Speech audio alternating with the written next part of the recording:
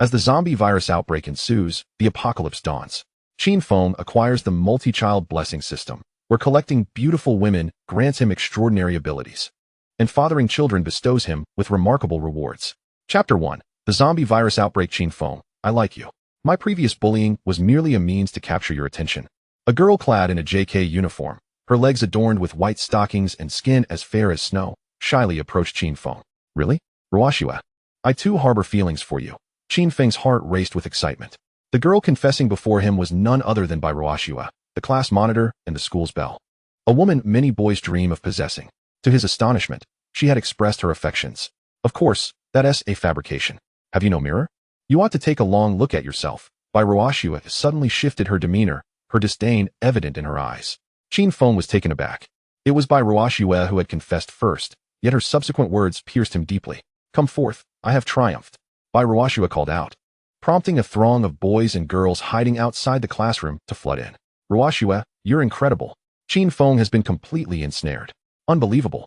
How did you manage to win him over with a single line? Sigh, a wager essay wager. Class monitor, here's 500 yuan, they remarked, shoving money into Bai Ruoxue's hands. Qin Feng's expression darkened as he witnessed the scene. After mustering the courage to express his feelings, he found himself utterly defeated. This was not the first time his classmates had teased him, but this time it struck a chord, for he genuinely harbored feelings for Bai Ruoxue. You all conspired against me. Qin Feng exclaimed in anger. What are you yelling about? We were merely joking. What is the big deal? No wonder you're an orphan. Bai Ruoxue retorted, hands on her hips, seemingly oblivious to her wrongdoing. Ruoxue, ignore him. Orphans lack upbringing. It's only fitting he gets bullied, Bai Ruoxue's friend consoled. The others chimed in with a barrage of insults, their words laced with vulgarity. To them, mocking Qin Feng was a privilege, and for him to dare resist was audacious. Flushed with embarrassment, Qin Feng found himself at a loss for words. His status as an orphan had always made him feel inferior, even when bullied. He would only retreat further. All right. After all, Qin Feng is our classmate. Let us just have him apologize, Bai Ruoxue declared, bringing a momentary hush over the group. Qin Feng widened his eyes in disbelief at Bai Ruoxue's suggestion. Apologize? He had merely stated that they had gone too far, yet now they insisted he apologize. As if he were the one at fault. He longed to ask if their faces were forged from titanium, but he refrained, knowing it would only invite more scorn. If you refuse to apologize, I shall inform the principal that you lifted my skirt, and I will have you expelled. Bai Ruoxue's words initially brought Qin Feng relief, only for the latter part to plunge him into despair. If Bai Ruoxue truly approached the principal with such a claim, he would undoubtedly face expulsion. With only a few months until graduation, he could not bear to see his years of effort go to waste. Realizing this, he hurriedly exclaimed, No, I apologize. The words I'm sorry were forced out between clenched teeth. TSK, not sincere at all. Classmates, should we forgive him? Bai Ruoxue observed Qin Feng with a mischievous expression, signaling the others with a glance. If we do not forgive him, he should be expelled. Indeed. How dare an orphan speak disrespectfully to the class monitor? If I were his father, I would have had him shot against the wall long ago. Qin Feng felt a profound sense of humiliation as he listened to his classmates' taunts. Yet in order to graduate smoothly, he could only endure. How about this? You shall lick Bai Ruoxue's delicate foot clean, and if she is satisfied, we will let you off. This suggestion came from another of Bai Ruoxue's close friends, and it was no wonder the ancients said that a woman's heart is the most venomous. How true that was. All right. That sounds good. Bai Ruoxue's eyes lit up with delight at the proposal. She immediately perched herself on the desk in front of Qin Feng, extending her foot towards his face, indicating he could commence. Several male classmates, however, wore dark expressions. Wasn't this a reward for Qin Feng? They wanted him to. Lick it clean. Lick it clean. The female classmates cheered, as if spurred by a surge of adrenaline. Qin Feng's expression shifted through a spectrum of emotions, ultimately succumbing to the immense pressure to remove Bai Ruoxue's shoe. Just as his hand was about to touch her shoe, Bai Ruoxue kicked his hand away, disdainfully saying, Get away. Who would let you lick my foot? That would only benefit you. Her face was a mask of disgust. How could she possibly allow Qin Feng to touch her foot? The mere thought made her feel nauseous. Consider yourself forgiven for today, but do take heed in the future. Bai Ruoxue declared as she departed with her classmates, leaving Qin Feng alone in the classroom. Clenching his fists, he ultimately released them, reminding himself that graduation was only a few months away, and he must endure no matter what. Regaining his composure, Qin Feng returned to his seat to continue studying. Education was his sole path to salvation, and there was no other means to rescue him. Help! Don't bite me. Save me, it's eating my leg. Don't come over. Someone help me. Amidst the cries for help, there were also beastly snarls and deep growls. Hearing the chaotic sounds outside, Qin Feng remained unmoved. He had been fooled once and had no intention of falling for it a second time. At that moment, Bai Ruoxue burst into the classroom at lightning speed, bracing herself against the door with her body. Hey, hurry up and help me hold the door. If the zombies get in, we're all done for.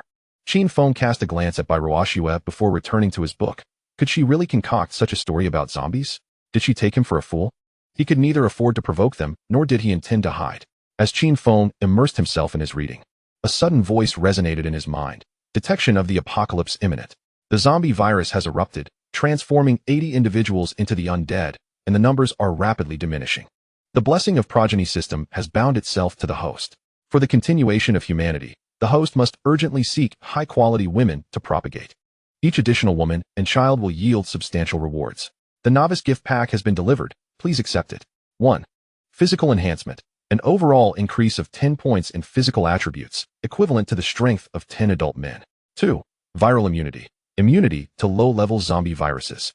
Scratches or bites will not result in infection. This effect can be transmitted to the host's women. 3. Storage space. Acquisition of a 5 by 5 by 5 meter storage space, capable of collecting any object within a 5-meter radius, with items retaining their state at the moment of collection. Living beings cannot be collected. 4. Black blade, a low-tier weapon, capable of slicing through metal, an indispensable tool for slaying the undead and looting. 5. System detection. If a qualifying female appears within the host's 5-meter vicinity, the system will automatically investigate and provide her basic information. All rewards are upgradable. It is hoped that the host will swiftly propagate. Chapter 2. Will it respond to your call? Qin Feng struggled to comprehend the system's information while feeling a surge of strength coursing through his body. Realizing the veracity of the system's claims, Bai Ruoxue had not lied. The zombies truly existed outside. I can't hold on any longer. Bai Ruoxue cried out as a zombie crashed through the classroom door, sending her tumbling to the ground. The zombie before them possessed blood-red eyes, a mouth full of sharp teeth, and claws sprouting from its hands. Aside from these traits, it bore an uncanny resemblance to a human, and Qin Feng could recognize them as students from another class. Help me. Bai Ruoxue, having been pursued by the zombie and having just fallen again, found her legs too weak to support her. She could only look at Qin Feng with pleading eyes. Although he had just been the target of her bullying, she had no one else to turn to for rescue. Without hesitation, Qin Feng launched himself forward, delivering a series of punches and kicks that sent the zombie sprawling out of the classroom. He swiftly locked the door, barricading it with desks and chairs to withstand the zombie's relentless assault. Having secured the room, Qin Feng turned to the still-seated Bai Ruoxue, and her information instantly materialized in his mind. Name: Bai Ruoxue. Age: 22. Height: 160 centimeters. Weight: 48 kilograms. Strengths: skin as white as snow. Rating: 85 points. Meet system requirements. 80 points is passing. 80 and above denotes beauty. 85 and above signifies a campus goddess. 90 and above is a fairy. Higher scores yield greater rewards. What are you staring at? You pathetic loser? Don't think that saving me will earn you my gratitude. You're mistaken, Bai Ruoxue said with a frown, sitting on the ground and looking up at Qin Feng, who loomed over her, making her uncomfortable. With a resounding slap, Bai Ruoxue covered her face in disbelief that Qin Feng had the audacity to strike her. How dare you hit me? Believe it or not, I can have the principal expel you, Bai Ruoxue said menacingly.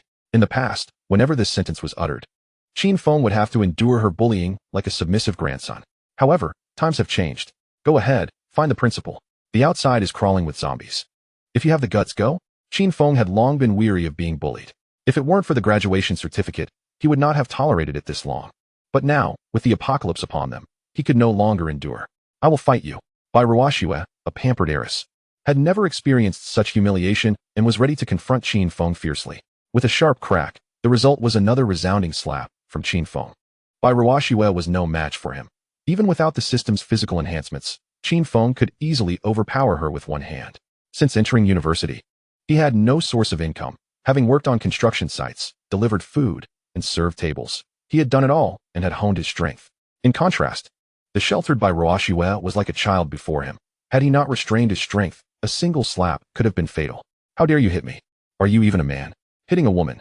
Bai Ruoxue covered her flushed face, feeling utterly wronged, tears welling in her eyes. She had never suffered such indignation. Her parents had spoiled her since childhood, and in university, she was adored by all. Men aspired to be her sycophants, while women vied for her friendship. Now, She had been slapped not once but twice by Qin Feng, a disparity she could hardly bear. Heh, women like you deserve a beating. Haven't you all been advocating for gender equality? How can you not withstand 2 slaps? Qin Feng was completely unrestrained now, even contemplating another strike, wanting to vent years of frustration on Bai Ruoxue.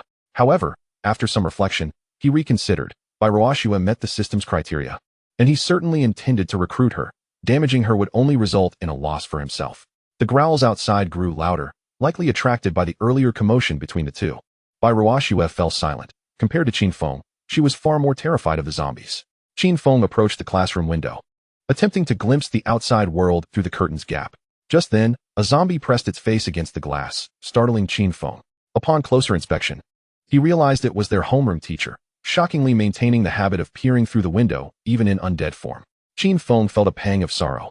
The teacher had been the only one who had not looked down on him, even arguing with the principal over his financial aid, which had been perpetually delayed due to his poverty. Now, to see her transformed into a zombie was disheartening. Looking at Bai Ruoxue in the classroom, he mused that good people rarely lived long, while calamity begets eternal suffering. At this moment, Bai Ruoxue was incessantly trying to make phone calls. She failed to reach her parents, couldn't get through to the principal, and finally, even the police were unreachable. Qin Feng paid her no mind. The system had stated that 80% of the global population had turned into zombies, and the remaining humans were facing the looming threat of the undead. Who had the time to answer her calls? Now, I must rely solely on myself. Qin Feng scoured the classroom, discovering 3 sausages, 2 slices of bread, a carton of milk, several bottles of beverages, a few bags of snacks, and a box of chocolates.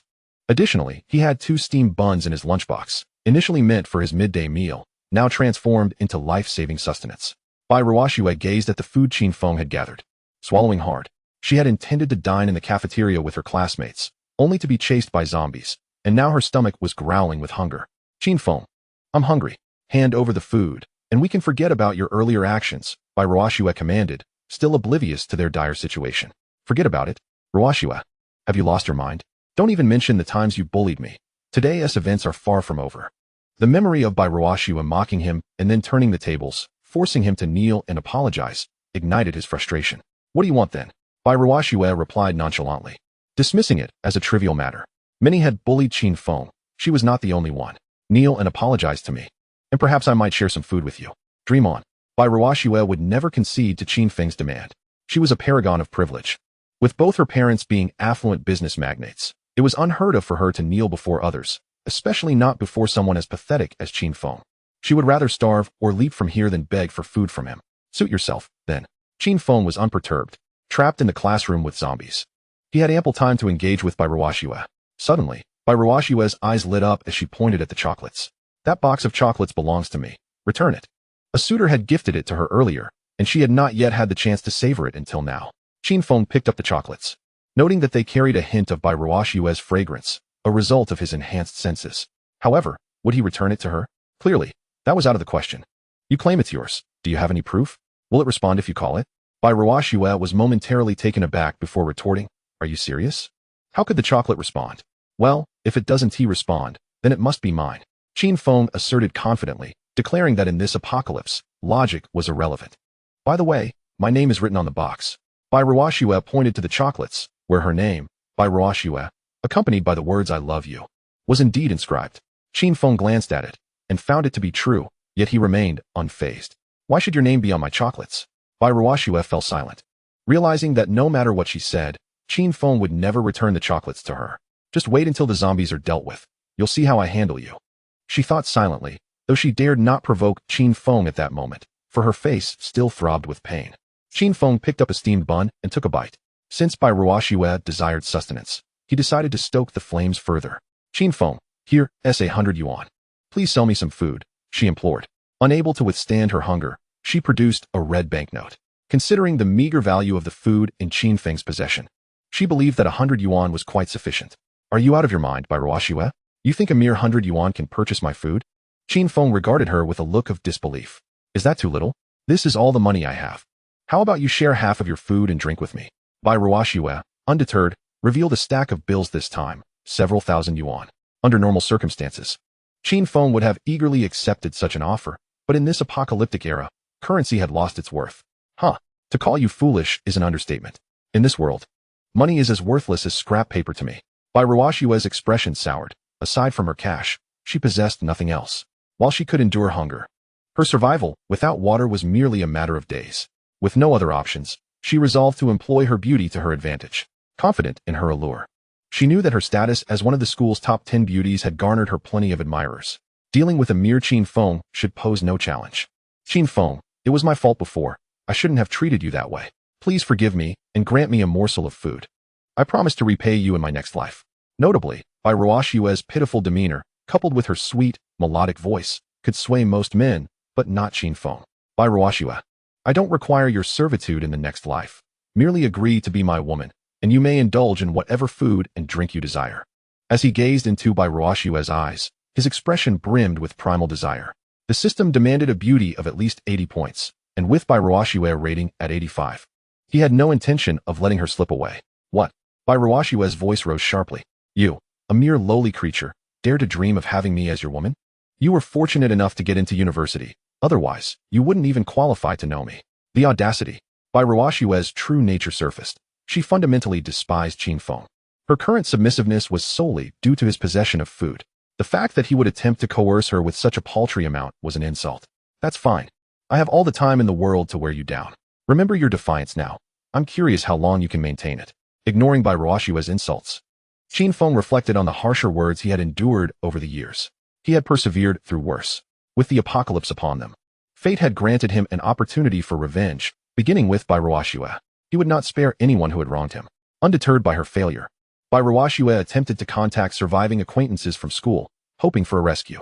Bai Ruoxue first opened the class group chat and sent out a desperate plea for help. She accused Qin Feng of monopolizing the food, refusing to share even a morsel, and had even slapped her twice. Instantly, the remaining members of the group erupted in outrage. Bai Ruoxue, the class monitor and one of the most admired girls in the school, how could a despised orphan like Qin Feng dare to bully her? Having just finished his meal, Qin Feng felt his phone vibrating incessantly in his pocket and took it out to check. Wang Lei, Qin Feng, have you lost your mind? If you dare to bully Bai Ruoxue again, I will make you pay dearly. Sun Ting, Qin Feng, are you even a man? Stealing food from Ruoxue? Wang Tianlong, you only dare to bully girls. Why not try your luck with me? Qin Feng found it somewhat amusing. After being bullied for years without anyone standing up for him, he merely punished Bai Ruoxue a little, and now a horde of so-called Good Samaritans appeared. He took a screenshot to remember each of them, vowing to repay their kindness when the opportunity arose. That night, Qin Feng lay on his desk, using a book as a makeshift pillow. Having slept in parks and under bridges, this discomfort was nothing to him. In contrast, Bai Ruoxue was restless, parched and famished. The absence of a proper mattress made it difficult for her to find slumber. As she heard Qin Feng snoring, she stealthily began to search for food, her ulterior motive being to snatch some provisions while he slept. What are you doing? Just as Bai Ruoxue was rummaging for food, Qin Feng's voice startled her. It turned out he had not actually been asleep. His snoring was merely a ruse to catch her in the act. I am just, Bai Ruoxue stammered, unable to articulate her thoughts. Are you trying to steal my food? No, I'm not. Bai Ruoxue could never admit to that. Doing so might lead to another 2 slaps. Then you must be harboring ill intentions towards me. It seems I should toss you out to feed the zombies. Qin Feng's gaze turned icy. Although he needed Bai Ruoxue to complete a system task, if she harbored ulterior motives, he would have no choice but to act decisively. In his eyes, those who were merely superficial were far more terrifying than the undead. Please, don't. I was just looking for food. I meant you no harm. Anything you ask, I will do. Desperation filled Bai Ruoxue's eyes. The thought of zombies was too horrifying. She had witnessed a person being overwhelmed, their intestines gruesomely exposed. Anything, you say? Qin Feng smiled, a glint of triumph in his eyes. Bai Ruoxue gritted her teeth and nodded, though she held Qin Feng in disdain. Refusing his demands now could cost her life. Without life, nothing else mattered. An hour later, Qin Feng contentedly handed her a package of bread and a bottle of mineral water, watching as Bai Ruoxue, exhausted, accepted the offerings. Congratulations, host. You have acquired your first subordinate and gained the ability of X-ray vision. Please continue your efforts. Qin Feng's eyes lit up at the mention of X-ray vision. What a remarkable ability. Chapter 4. The broadcast goddess Feng Lin first-tier X-ray vision. With this ability, one can disregard obstacles within a 5-meter range and perceive the scenes beyond them, upgradable. Upon hearing the system's explanation, Qin Feng felt a tinge of disappointment. The range was limited to only 5 meters. Nonetheless, it was a remarkable ability, especially coupled with the system's novice gift pack. He believed that within the entire school, There would be no adversaries, be they human or zombie. Bai Ruoxue, munching on her bread, felt a sense of grievance. She had preserved her purity for so long, only to have it claimed by Qin Feng in the end. Observing her pitiable demeanor, Qin Feng could not help but speak. Enough of the lamentation. Now that you are mine, I will ensure your survival in this apocalypse. Besides, did you not enjoy it just now? Bai Ruoxue's cheeks flushed. Indeed, the sensations Qin Feng had just evoked were quite pleasant. Moreover, she had never noticed how well-defined his physique was until now. Through his X-ray vision, Qin Feng noted the absence of zombies outside the classroom. However, the bloodstains in the corridor sent a shiver down his spine. Beyond that, he could see little. Let us get some rest. Tomorrow morning, I wish to venture out and assess the situation outside. As it was evening and visibility was exceedingly low, with the X-ray vision limited to a mere 5 meters, Qin Feng resolved to wait until morning for his exploration. Wait, you intend to go out? The outside is teeming with zombies. What do you plan to do? Bai Ruoxue's heart tightened. Despite Qin Feng having taken her innocence, she found herself reliant on him and wished for his safety. Of course, I must seek supplies. These provisions will not last us long. And if we do not forage for food, starvation will inevitably be our fate. There were additional motives that Qin Feng withheld from Bai Ruoxue. He wished to test his abilities and seek out other women who met the system's criteria. After all, the system had entrusted him with the formidable task of continuing humanity's lineage. He could not let it down. If one woman could grant him an ability, acquiring several would render him invincible. But I cannot sleep. The desk is too hard. Even with several books laid down, Bai Ruoxue found it uncomfortable, especially with summer approaching and wearing lighter clothing, which made the situation even more intolerable. Complaining does no good. I cannot conjure a bed for you, Qin Feng said as he prepared to sleep on the desk. Why don't we do it again? Bai Ruoxue blurted out, her thoughts simple. The long night was devoid of sleep, and she needed something to occupy her mind. Qin Feng replied, if you keep talking like this, I might just lose my drowsiness. The second day of the apocalypse dawned. Qin Feng gently shook Bai Ruoxue, who was resting on him.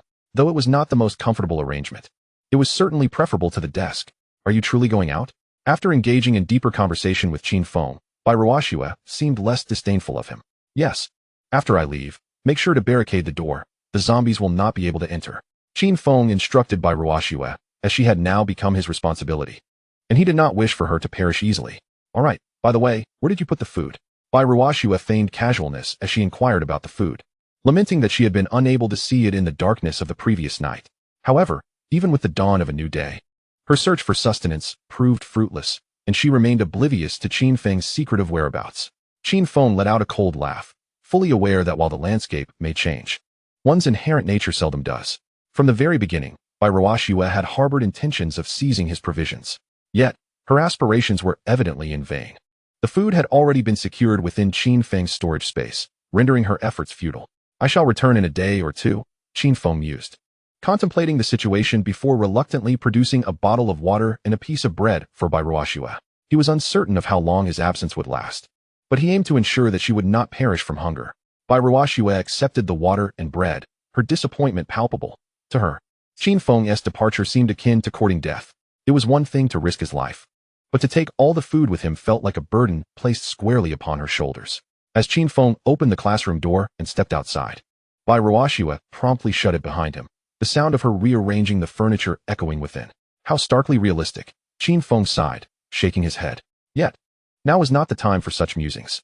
The school before him resembled a hellish battleground, strewn with bloodstains and reeking of decay, with zombies prowling the playground and other buildings.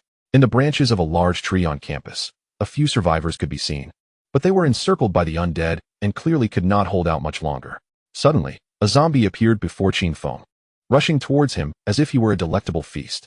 Just in time, he thought, a smile creeping across his face as he retrieved a black blade from his storage space.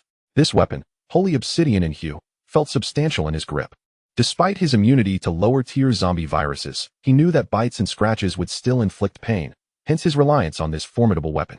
With a swift motion, Qin Feng brought the blade down, its cold gleam flashing as the zombie was cleaved in two, putrid entrails and foul blood spewing forth, yet the blade remained pristine. What a remarkably sharp knife, he marveled, astonished by its seamlessness. Slicing through flesh was almost effortless. More zombies soon converged upon him, but Qin Feng showed no hesitation, dispatching each one with a single stroke. Before long, he had cleared the entire level of the undead. Alas, they are far too weak.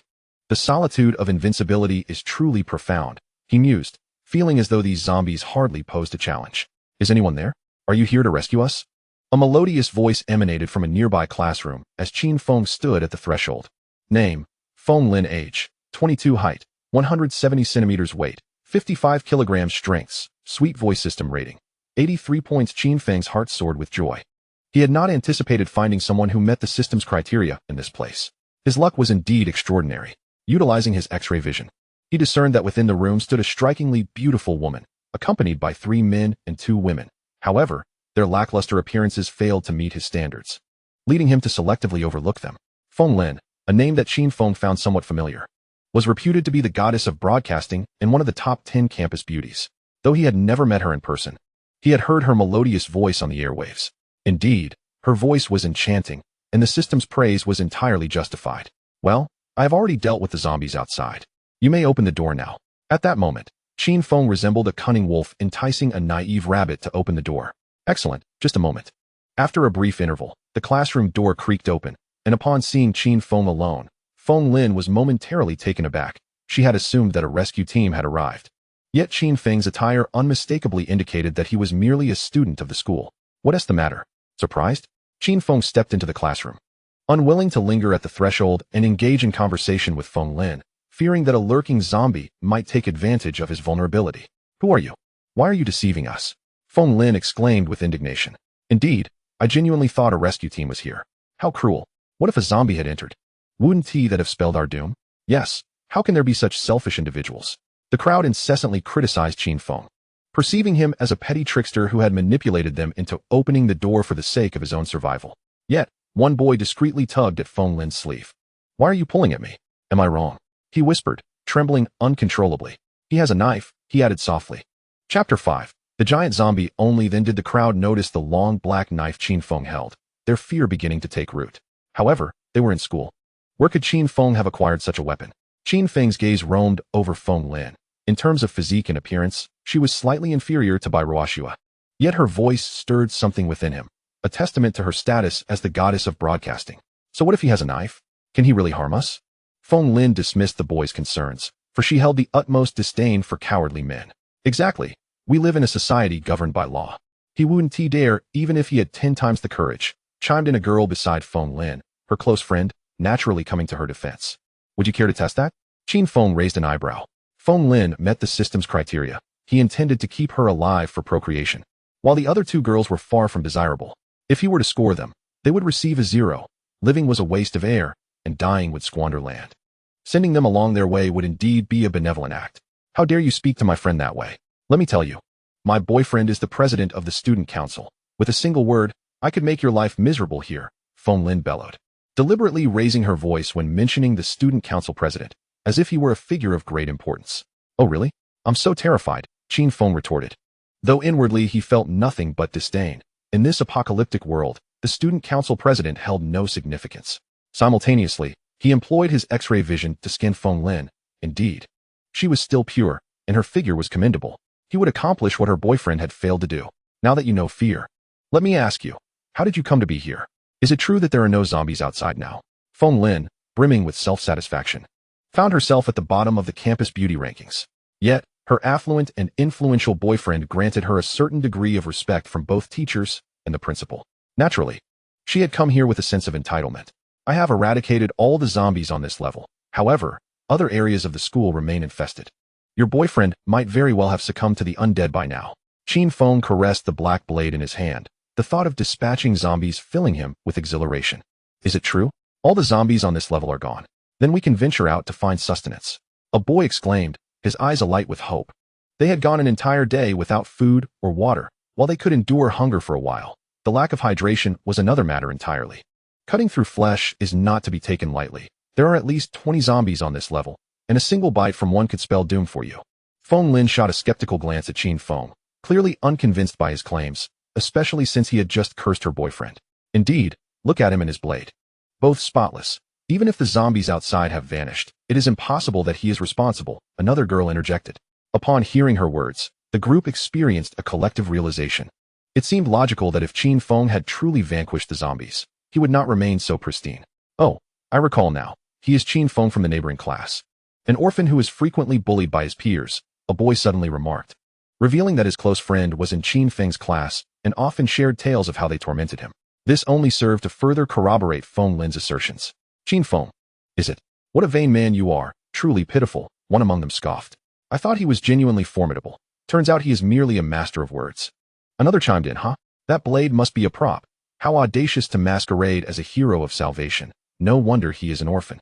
A glint of fury flashed in Qin Feng's eyes. He despised being labeled an orphan. While it was indeed a fact, the way it was uttered carried an unmistakable edge of malice. At that moment, several individuals huddled together, seemingly plotting something, before directing their attention toward Qin Feng. Qin Feng, do you have any food or water? You don't appear to be starving. We are all classmates, and in times of peril, we should assist one another. Please, share whatever you have.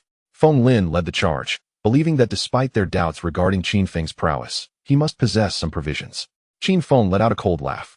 These individuals had just verbally assaulted him, yet now they shamelessly sought his food, insisting on camaraderie. Their audacity was astounding. However, this ignited a spark of inspiration within him. It would be far too merciful to simply slay them. Watching them turn on one another would prove far more entertaining.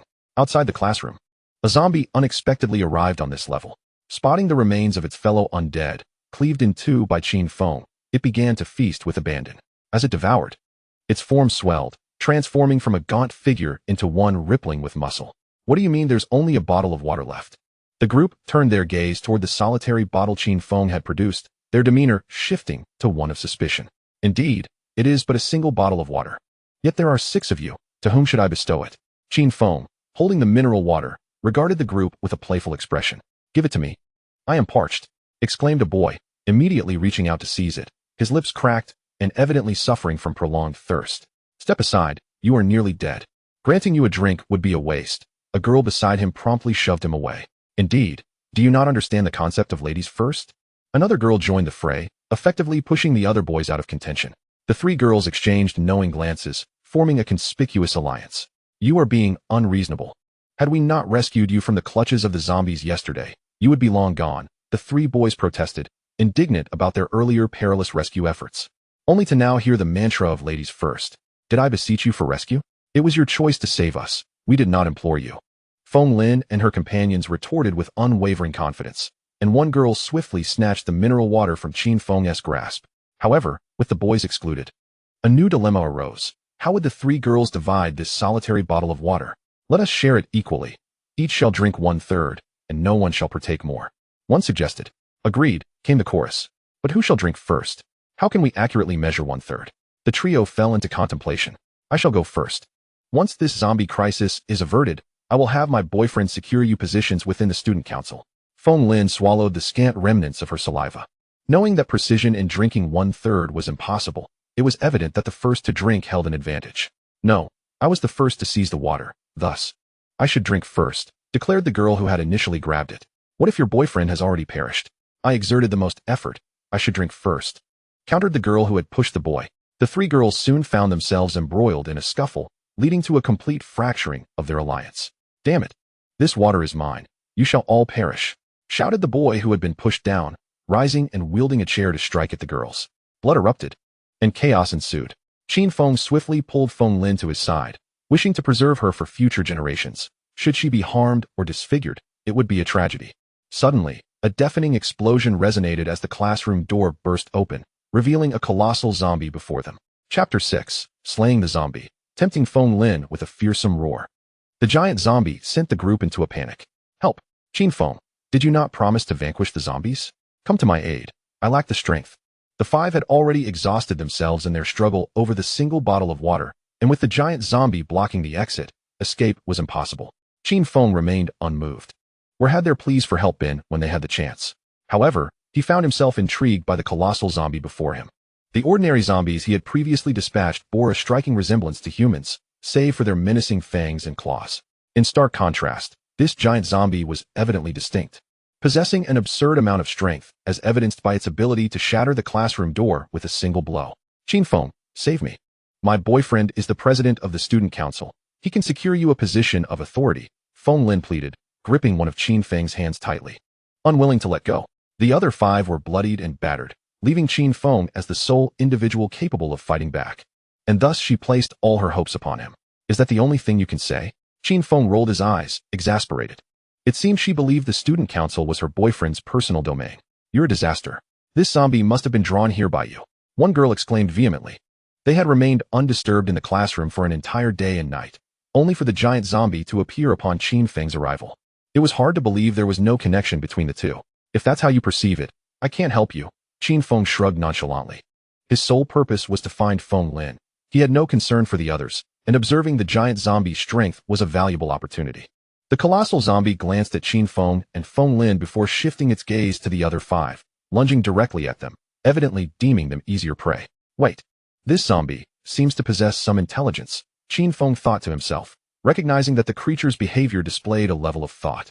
It had assessed Qin Feng as a formidable opponent and chose to attack the others first, unlike ordinary zombies, which would mindlessly attack any living creature in sight. No. My hand. My leg. My leg is gone.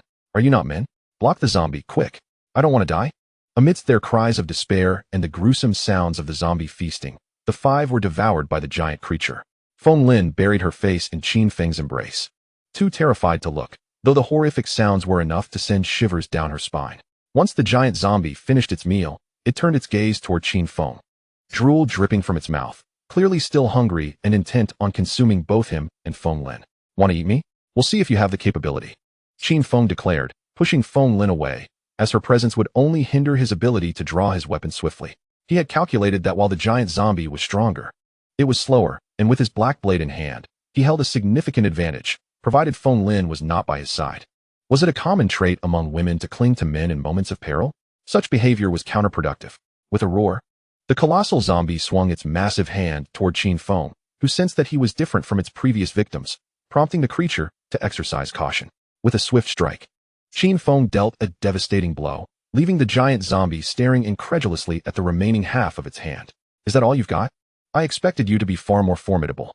Qin Feng let out a sigh of relief. It appeared that the colossal zombie's defenses were rather feeble, as the black blade effortlessly breached its guard. However, he did not allow himself to grow complacent. The novice gift pack had only rendered him immune to low-tier zombie viruses, and he remained unaware of the colossal zombie's classification. It would be prudent to eliminate it swiftly. Seizing the opportunity while the giant zombie was momentarily stunned, Qin Feng swiftly severed its head. The colossal zombie did not perish immediately, its face contorted with bitterness. Despite having attained intelligence before its peers, it was ruthlessly slain by a human, leaving it filled with resentment. How curious. Even after decapitation, it still clung to life. Qin Feng delivered several more strikes before the giant zombie finally fell silent. To his astonishment, he discovered that his strength had significantly increased. If he had previously possessed the strength of 10 adult men, he now felt as though he were 20. Could it be that vanquishing special zombies augmented his power? Hey, how long are you going to lie there? Qin Feng remarked, casting an exasperated glance at Feng Lin, who was feigning death on the ground. Hearing his voice, she slowly opened her eyes, and upon seeing the giant zombie's demise, she dared to rise. Phew, you scared me. I thought I was done for, Feng Lin exclaimed, patting her sturdy chest, her face a mask of relief. Qin Feng, why did you push me away? As a man, shouldn't you protect women? Recovering from her fright, Feng Lin immediately confronted Qin Feng. Moments ago, in her state of panic, she had clung to him, only to be unceremoniously shoved aside. It was a blow to her pride, especially considering that her boyfriend had only ever held her hand. Are you an idiot? You had one arm around me. How could I fight the zombie? If I hadn't protected you, you would have been a goner, Qin Feng retorted, furrowing his brow. Was it a common trait among beautiful women to lack intelligence? He could only hope that such traits would not be passed on to his future children. Feng Lin was enraged. How dare Qin Feng insult her? Even her boyfriend would never dream of speaking to her that way. What is with your attitude? My boyfriend is the president of the student council. She shot back, her voice rising. You've mentioned that countless times, but does it even matter? Qin Feng said, casually opening a bag of snacks to eat, his stomach protesting after a morning without food and the exertion of slaying numerous zombies. Feng Lin's anger flared anew at the sight of the snacks in his hands. Qin Feng, didn't you say you only had a bottle of water? What is that in your hand? Snacks. I did indeed finish my last bottle of water. Now all that remains are snacks and drinks, he replied between bites. You did that on purpose. Feng Lin finally connected the dots, recalling how she and her friends had fought over a bottle of mineral water. Not too dim-witted after all, Qin Feng acknowledged, showing no signs of defensiveness. You're being unreasonable. Hand over some food and drink, or I will report this to the school, and you'll regret it, Feng Lin threatened, licking her chapped lips. With her friends gone, her priority now was simply to fill her belly. Want food and drinks?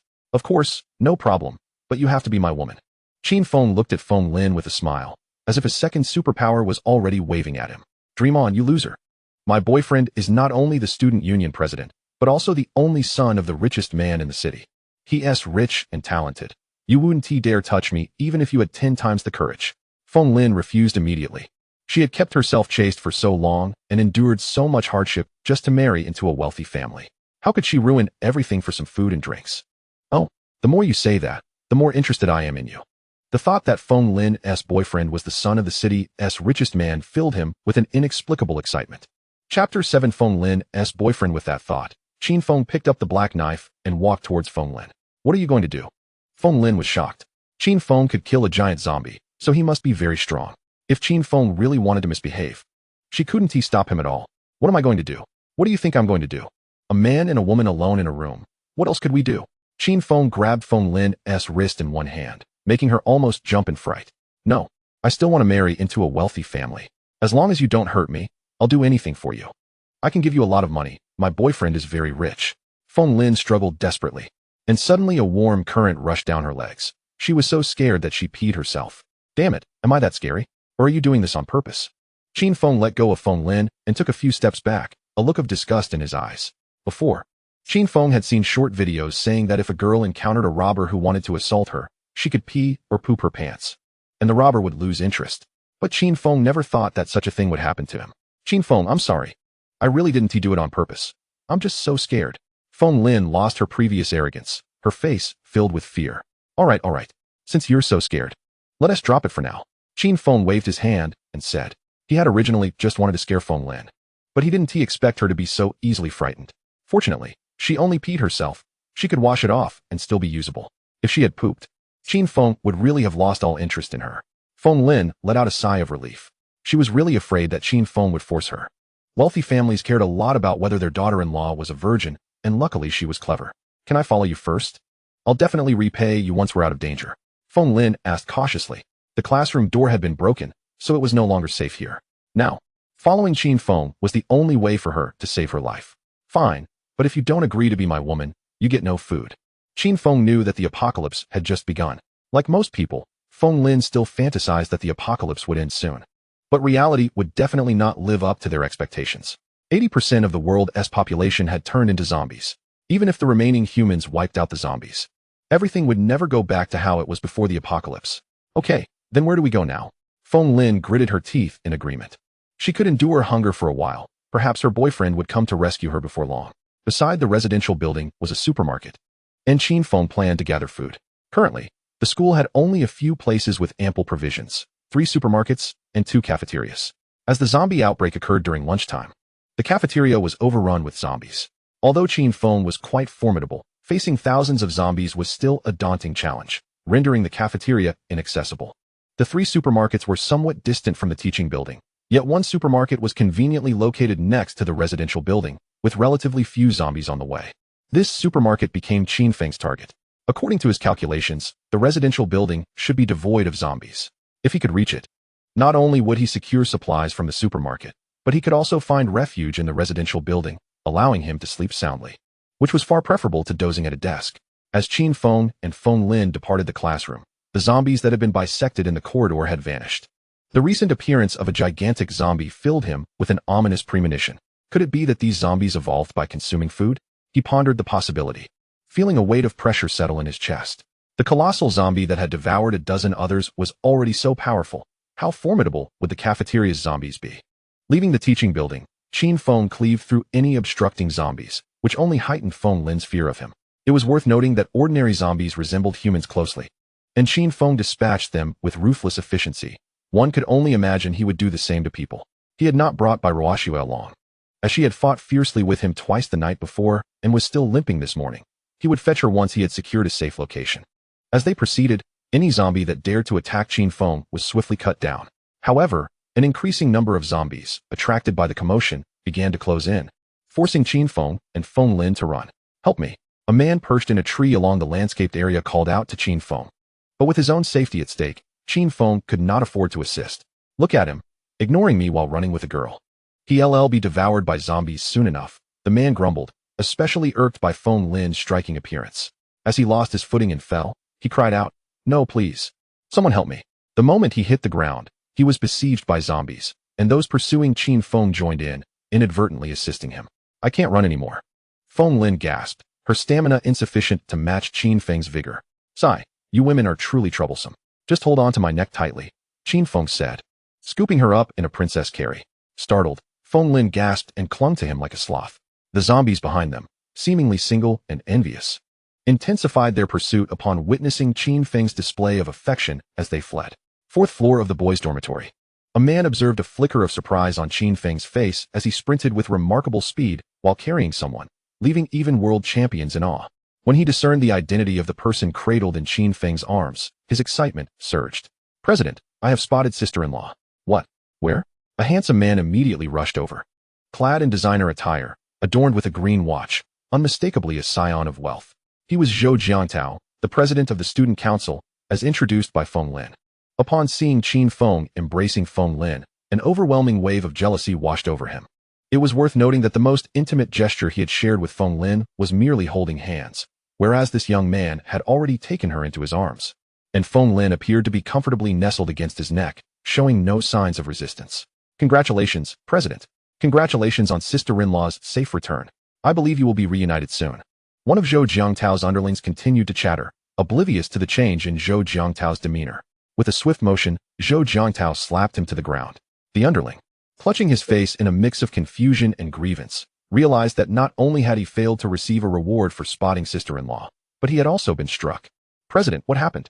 A man, adjusting his trousers, entered with an air of unresolved excitement.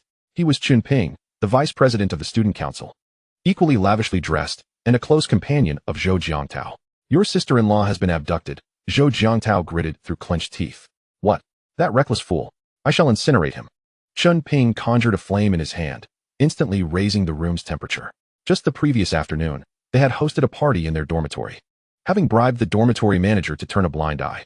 Unexpectedly, the zombie virus erupted, but fortunately, those who had turned into zombies were heavily intoxicated and unable to stand, allowing them to be swiftly eliminated. Qin Feng's luck had been particularly fortuitous. He had dispatched a unique zombie, thereby acquiring the ability of fire manipulation. Zhou Jiangtao gazed at the fireball in Qin Feng's grasp, a mix of envy and apprehension flickering in his eyes. Qin Feng's father was an associate of his own, and due to this connection, Qin Feng was his most trusted subordinate.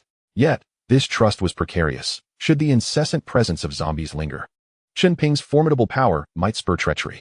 "Look, it's that young man outside." Zhou Jiangtao pointed at Qin Feng, who was still running. "That young lad truly cares for sister-in-law. But your sister-in-law is indeed quite beautiful. Rest assured, Brother Zhou, when I encounter this boy, I will reduce him to ashes," Qin Feng replied with a sly smile. "Brother Zhou, I have concluded my business. If you are feeling pent up, you may find a release," he added.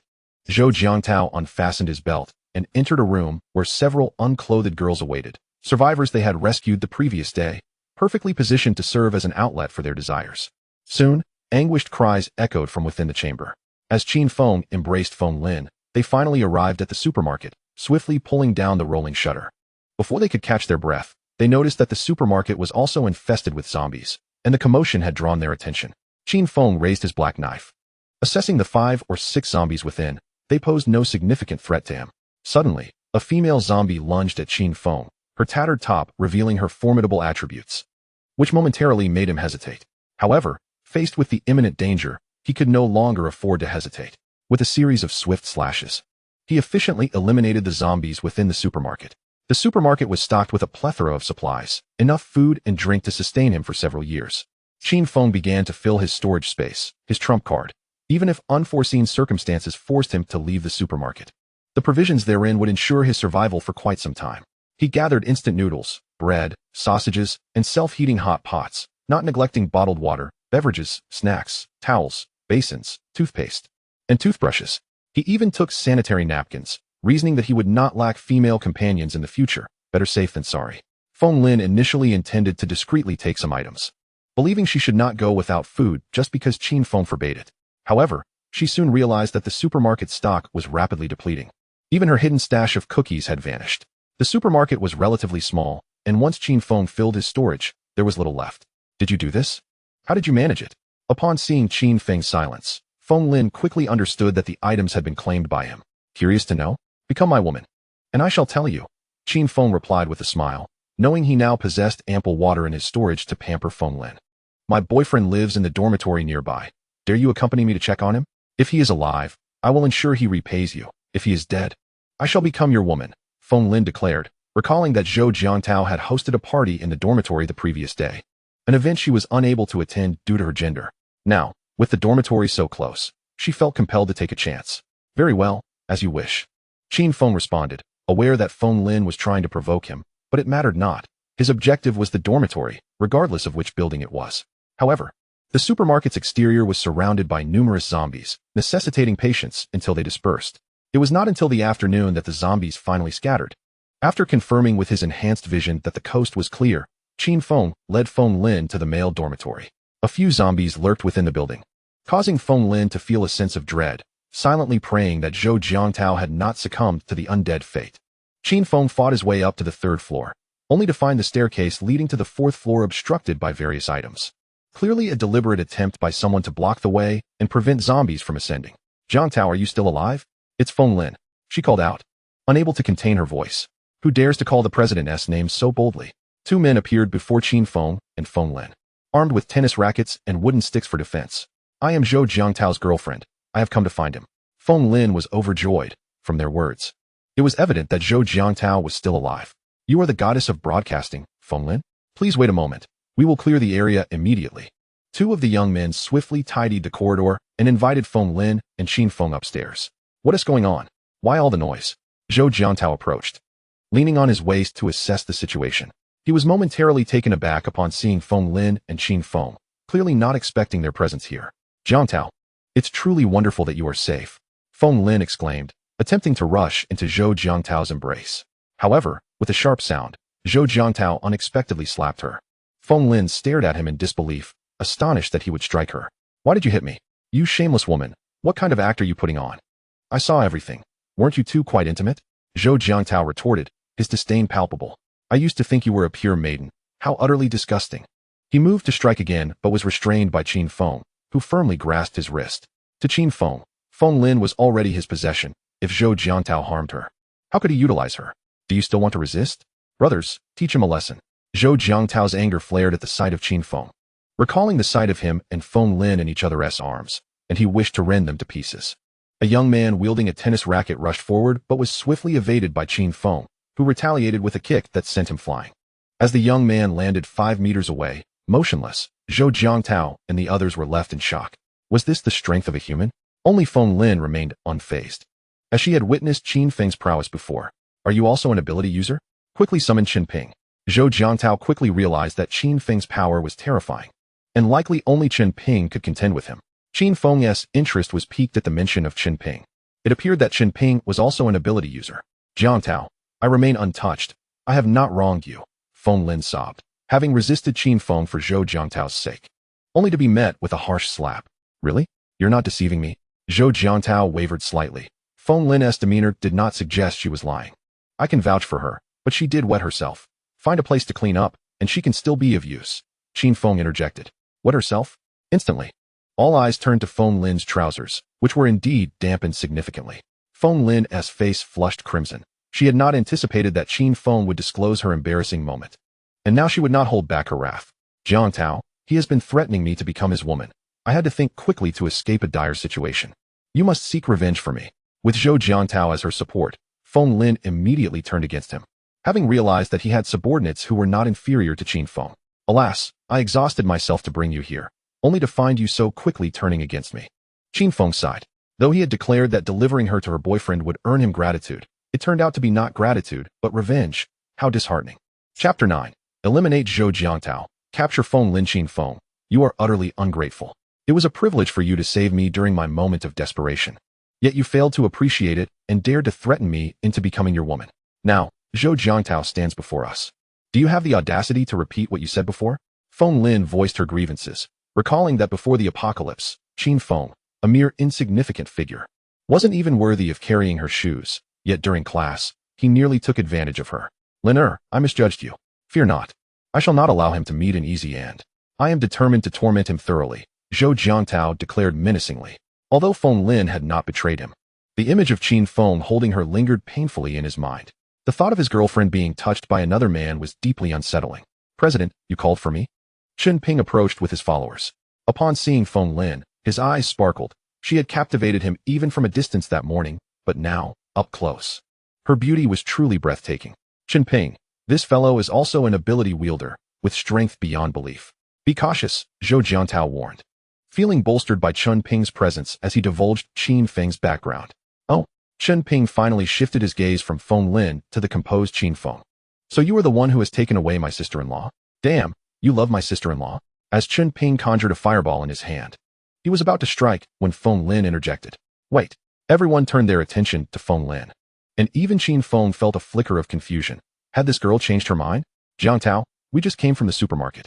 Qin Feng possesses supplies from there, though I am unaware of their hiding place. Upon hearing this, the group stared at Qin Feng, nearly salivating at the prospect of a supermarket's worth of provisions. Enough to sustain them for months. Qin Feng sneered. This woman had completely compromised herself. Ha ha ha, splendid. I was running low on food and preparing to venture out for supplies. Yet here comes someone bringing food to me, Qin Ping exclaimed, overjoyed. With zombies lurking outside, he was naturally reluctant to venture out, now that Qin Feng had supplies. It was a tremendous relief. Qin Feng, hand over the supplies, and I may let you go, Zhou Jiantao stated, equally pleased. With Qin Feng's provisions, he could continue to gather survivors and reign as a king in this apocalyptic school. Most importantly, he had been in contact with his father, who urged him to hold on for a few more days, promising rescue. With Qin Feng's supplies, he could withstand not just days, but even months. If you desire my supplies, that is acceptable. However, I require Feng Lin in exchange. Are you willing? Qin Feng let out a cold laugh. Intrigued by Feng Lin's unwavering trust in Zhou Jiangtao, he was eager to discern her significance in Zhou Jiangtao's heart. A flicker of struggle appeared in Zhou Jiangtao's eyes. After all, exchanging Feng Lin for supplies from the supermarket was undoubtedly advantageous. Yet, he had yet to utilize Feng Lin, leaving him with an unsettling sense of regret. Jiangtao, you wouldn't truly consider this, would you? Feng Lin's heart quivered at the thought, as Zhou Jiangtao's hesitance indicated a troubling willingness to part with her. President, this trade is worth it. There are plenty of women to be had. Once we acquire the supplies, we can accommodate more, Qin Ping interjected, unable to contain his persuasion. Evidently in favor of trading Feng Lin for resources. However, Zhou Jiangtao felt a pang of discomfort, knowing that Feng Lin was preserving her purity for his sake. I can't bear the thought of that, Zhou Jiangtao whispered to Qin Ping, keeping their conversation discreet. That's easily resolved. We can keep Feng Lin for a day of enjoyment before handing her over to Qin Feng. Given his apparent attachment to her, I doubt he would object, Qin Ping suggested with a sly grin, harboring his own intentions towards Feng Lin. He thought that Zhou Jiangtao could take the lead while he followed suit. After all, he was indifferent to such matters. Very well, let's proceed with that plan, Zhou Jiangtao agreed with a semblance of pleasure. Why Qin Ping? Incinerate these two scoundrels, no? Turn Qin Feng to ashes, spare Feng Lin. I want her to suffer a fate worse than death, Zhou Jiangtao raved madly, disregarding material concerns. Feeling that Feng Lin and Qin Feng were merely toying with him. With a flick of his wrist, Qin Ping hurled a fireball at Qin Feng. Let us see if you possess the capability, he sneered. Qin Feng swiftly evaded, closing the distance to Qin Ping in mere moments. Qin Ping's countenance paled in disbelief. As fellow practitioners of supernatural abilities, Qin Feng's speed far surpassed his own. Just as he attempted to conjure another fireball, his body was cleaved in two. Lifeless and irrevocably so. Murder! Murder! Zhou Jiangtao's lackeys, a rabble of misfits, witnessed Qin Feng's audacity in slaying their mightiest, Qin Ping, and promptly fled in terror. How can you be this strong? Zhou Jiangtao stammered, his legs trembling with fear. As fellow wielders of supernatural powers, the sight of Qin Ping's dismemberment left him aghast. Why didn't you reveal your strength sooner? Had I known, I would never have provoked you. Is this your dying wish? Qin Feng inquired coolly. No, you cannot kill me. My father is on his way to rescue me. Zhou Jiangtao cried out in terror, glancing at the approaching black blade. With a swift motion, Zhou Jiangtao too was severed in half. Qin Feng sheathed his black blade, retrieving several bottles of mineral water and a basin from his storage space for Feng Lin. Clean yourself thoroughly and await my return. Feng Lin, numbly nodding, grasped the water and sought a clean dormitory to bathe. Chapter 10. The art of invisibility and self-heating hot pot. Qin Feng employed his X-ray vision to scrutinize each dormitory, ensuring no one was left behind. In this apocalypse, one must exercise extreme caution. After thorough inspection, he discovered 3 young women in one dormitory, completely bare and bearing signs of mistreatment. Qin Feng inhaled sharply. Was this truly the state of the world just 2 days into the apocalypse? As the dormitory door swung open, the 3 girls gazed at Qin Feng with wide-eyed terror. "You are free," he announced. The girls hesitated momentarily before stepping out, and upon seeing the lifeless bodies of Zhou Jiangtao and Qin Ping, they unleashed their pent-up fury. Yesterday, they had believed themselves rescued by Zhou Jiangtao and his cohorts, only to find that they were more monstrous than the zombies, treating them like livestock, indulging their primal desires at will. Sighing, Qin Feng reflected that, in comparison to Zhou Jiangtao and his ilk, his methods were remarkably gentle. Once the 3 had regained their composure, he dismissed them. He was no saint, and their appearances were not up to his standards, not to mention their compromised state. Subsequently, Qin Feng entered Feng Lin's dormitory, finding her prolonged absence troublesome. "Congratulations, host, on acquiring your second dependent. Reward, level 1 ability, invisibility." Qin Feng's eyes brightened. This power, though fleeting at only 1 minute, could easily turn the tide against opponents stronger than himself, provided it was used wisely. In the supermarket of the residential building, a group of robust individuals gazed at the desolate supermarket with expressions of discontent. They had exerted considerable effort to arrive here, only to find that others had already beaten them to it. "Brother Xiao, could it be the gang of Zhou Jiangtao? They are the closest, and it's quite possible it was them," remarked a man, clad in a tank top with impressively large biceps. "Just them? A bunch of frail students from the student council? Impossible," one scoffed. "They are all athletes, remarkably strong, and 2 of them even possess supernatural abilities. How could the student council compete? Perhaps, I heard that one of Zhou Jiangtao's underlings gained a supernatural ability and even posted about it on social media yesterday." With that, he promptly displayed the post for everyone to see. The image revealed Qin Ping wielding a fireball, a smug expression directed at the camera. The atmosphere turned grave. Fire-based abilities are notoriously devastating. Human ancestors lived in a savage manner for a prolonged period, only ascending to the top of the food chain upon mastering fire, underscoring its significance to humanity. "Brother Xiao, it's likely this group has emptied the supermarket. Should we take action?" The group turned to Xiao Feng, their leader and an ability wielder, whose words they all respected. "Let us refrain from acting impulsively. The fact that they managed to clear out so much under the noses of the zombies signifies they are not to be underestimated," Xiao Feng replied coolly. "Even if they could defeat Zhou Jiangtao's team, the losses would be considerable. What then? All other locations at school with food are swarming with zombies. And outside the school is likely even more terrifying. The thought of having barely escaped to the school gates, only to be confronted by a giant zombie towering over 10 meters, made him tremble with fear. Let us first secure the girls' dormitory. I suspect there may still be some food there. Once we gauge Zhou Jiangtao's strength, we can strike later." Thus, Xiao Feng led the group towards the girls' dormitory. Gurgle, gurgle. Feng Lin's stomach rumbled incessantly, and Qin Feng suddenly recalled that, counting yesterday, Feng Lin had not eaten for 2 days. "Feng Lin, what would you like to eat?" Qin Tian said grandly. With the supplies from the supermarket, he no longer needed to be overly cautious. "I crave a self-heating hot pot, preferably the tomato beef flavor." Feng Lin replied, unpretentious, for she had been starved for 2 days and had just engaged in prolonged exertion with Qin Feng. If she didn't eat soon, she might faint from hunger. "All right, no problem." Qin Feng retrieved a self-heating hot pot along with various snacks, nearly bringing Feng Lin to tears with desire. "Qin Feng, the school's water supply hasn't been cut off yet. Isn't using bottled water too extravagant?" Feng Lin couldn't help but remark. In truth, she wanted to voice that if Qin Feng insisted on using bottled water, it was unwise, as the duration of the apocalypse was uncertain, and water might become more precious than gold. "Don't worry, feel free to use it. I fear the school's water might be contaminated, and with me around, there will never be a shortage of supplies in the future." Qin Feng pounded his chest in assurance, declaring that although his current strength was lacking, by acquiring a few more women, he believed that soon there would not be enough zombies in the entire school for him to vanquish. At that point, he would certainly not fear a shortage of supplies. However, Qin Feng did harbor concerns about the potential contamination of the school's water supply. He had once watched a domestic animated series where the zombies were the result of polluted tap water. Drinking it would lead to transformation into a zombie. Observing Qin Feng's confident demeanor, Feng Lin found herself somewhat entranced. Fortunately, at the last moment, she had chosen to become one of Qin Feng's women. Otherwise, she too might have met her demise at his hands. She resolved to repay Qin Feng's kindness in the future. "All right, we can eat now," Qin Feng announced as he lifted the lid, and an enticing aroma wafted through the air. "How fragrant!" Feng Lin exclaimed, nearly entranced by the scent of the self-heating hot pot. After the two indulged in a hearty meal, they leisurely reclined on the bed.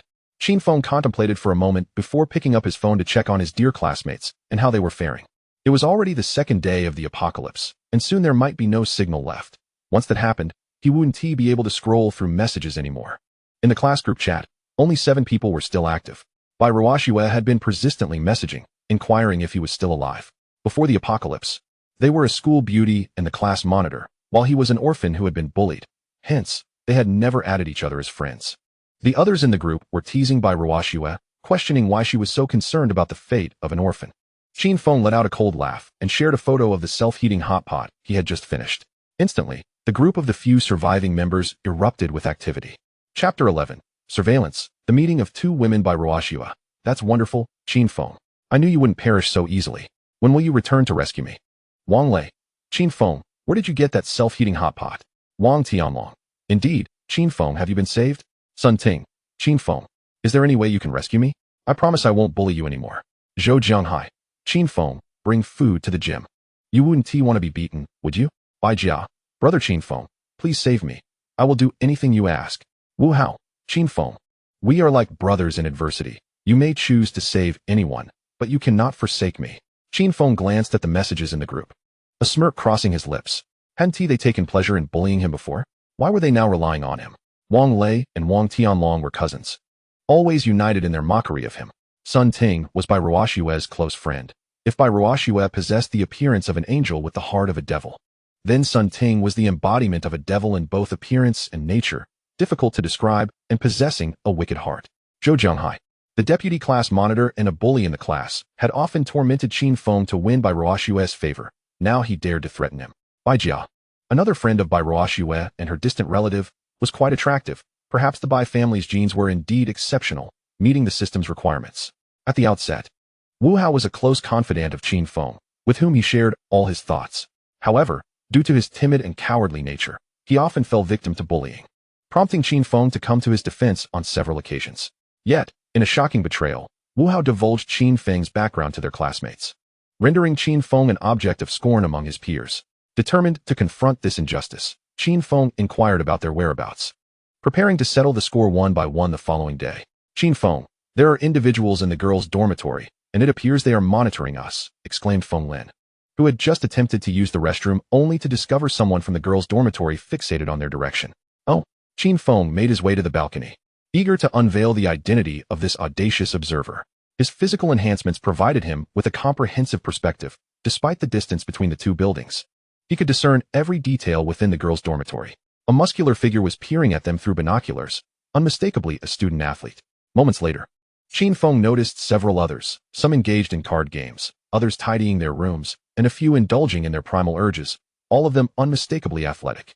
The girls' dormitory still harbored survivors, yet they had been unceremoniously subjugated.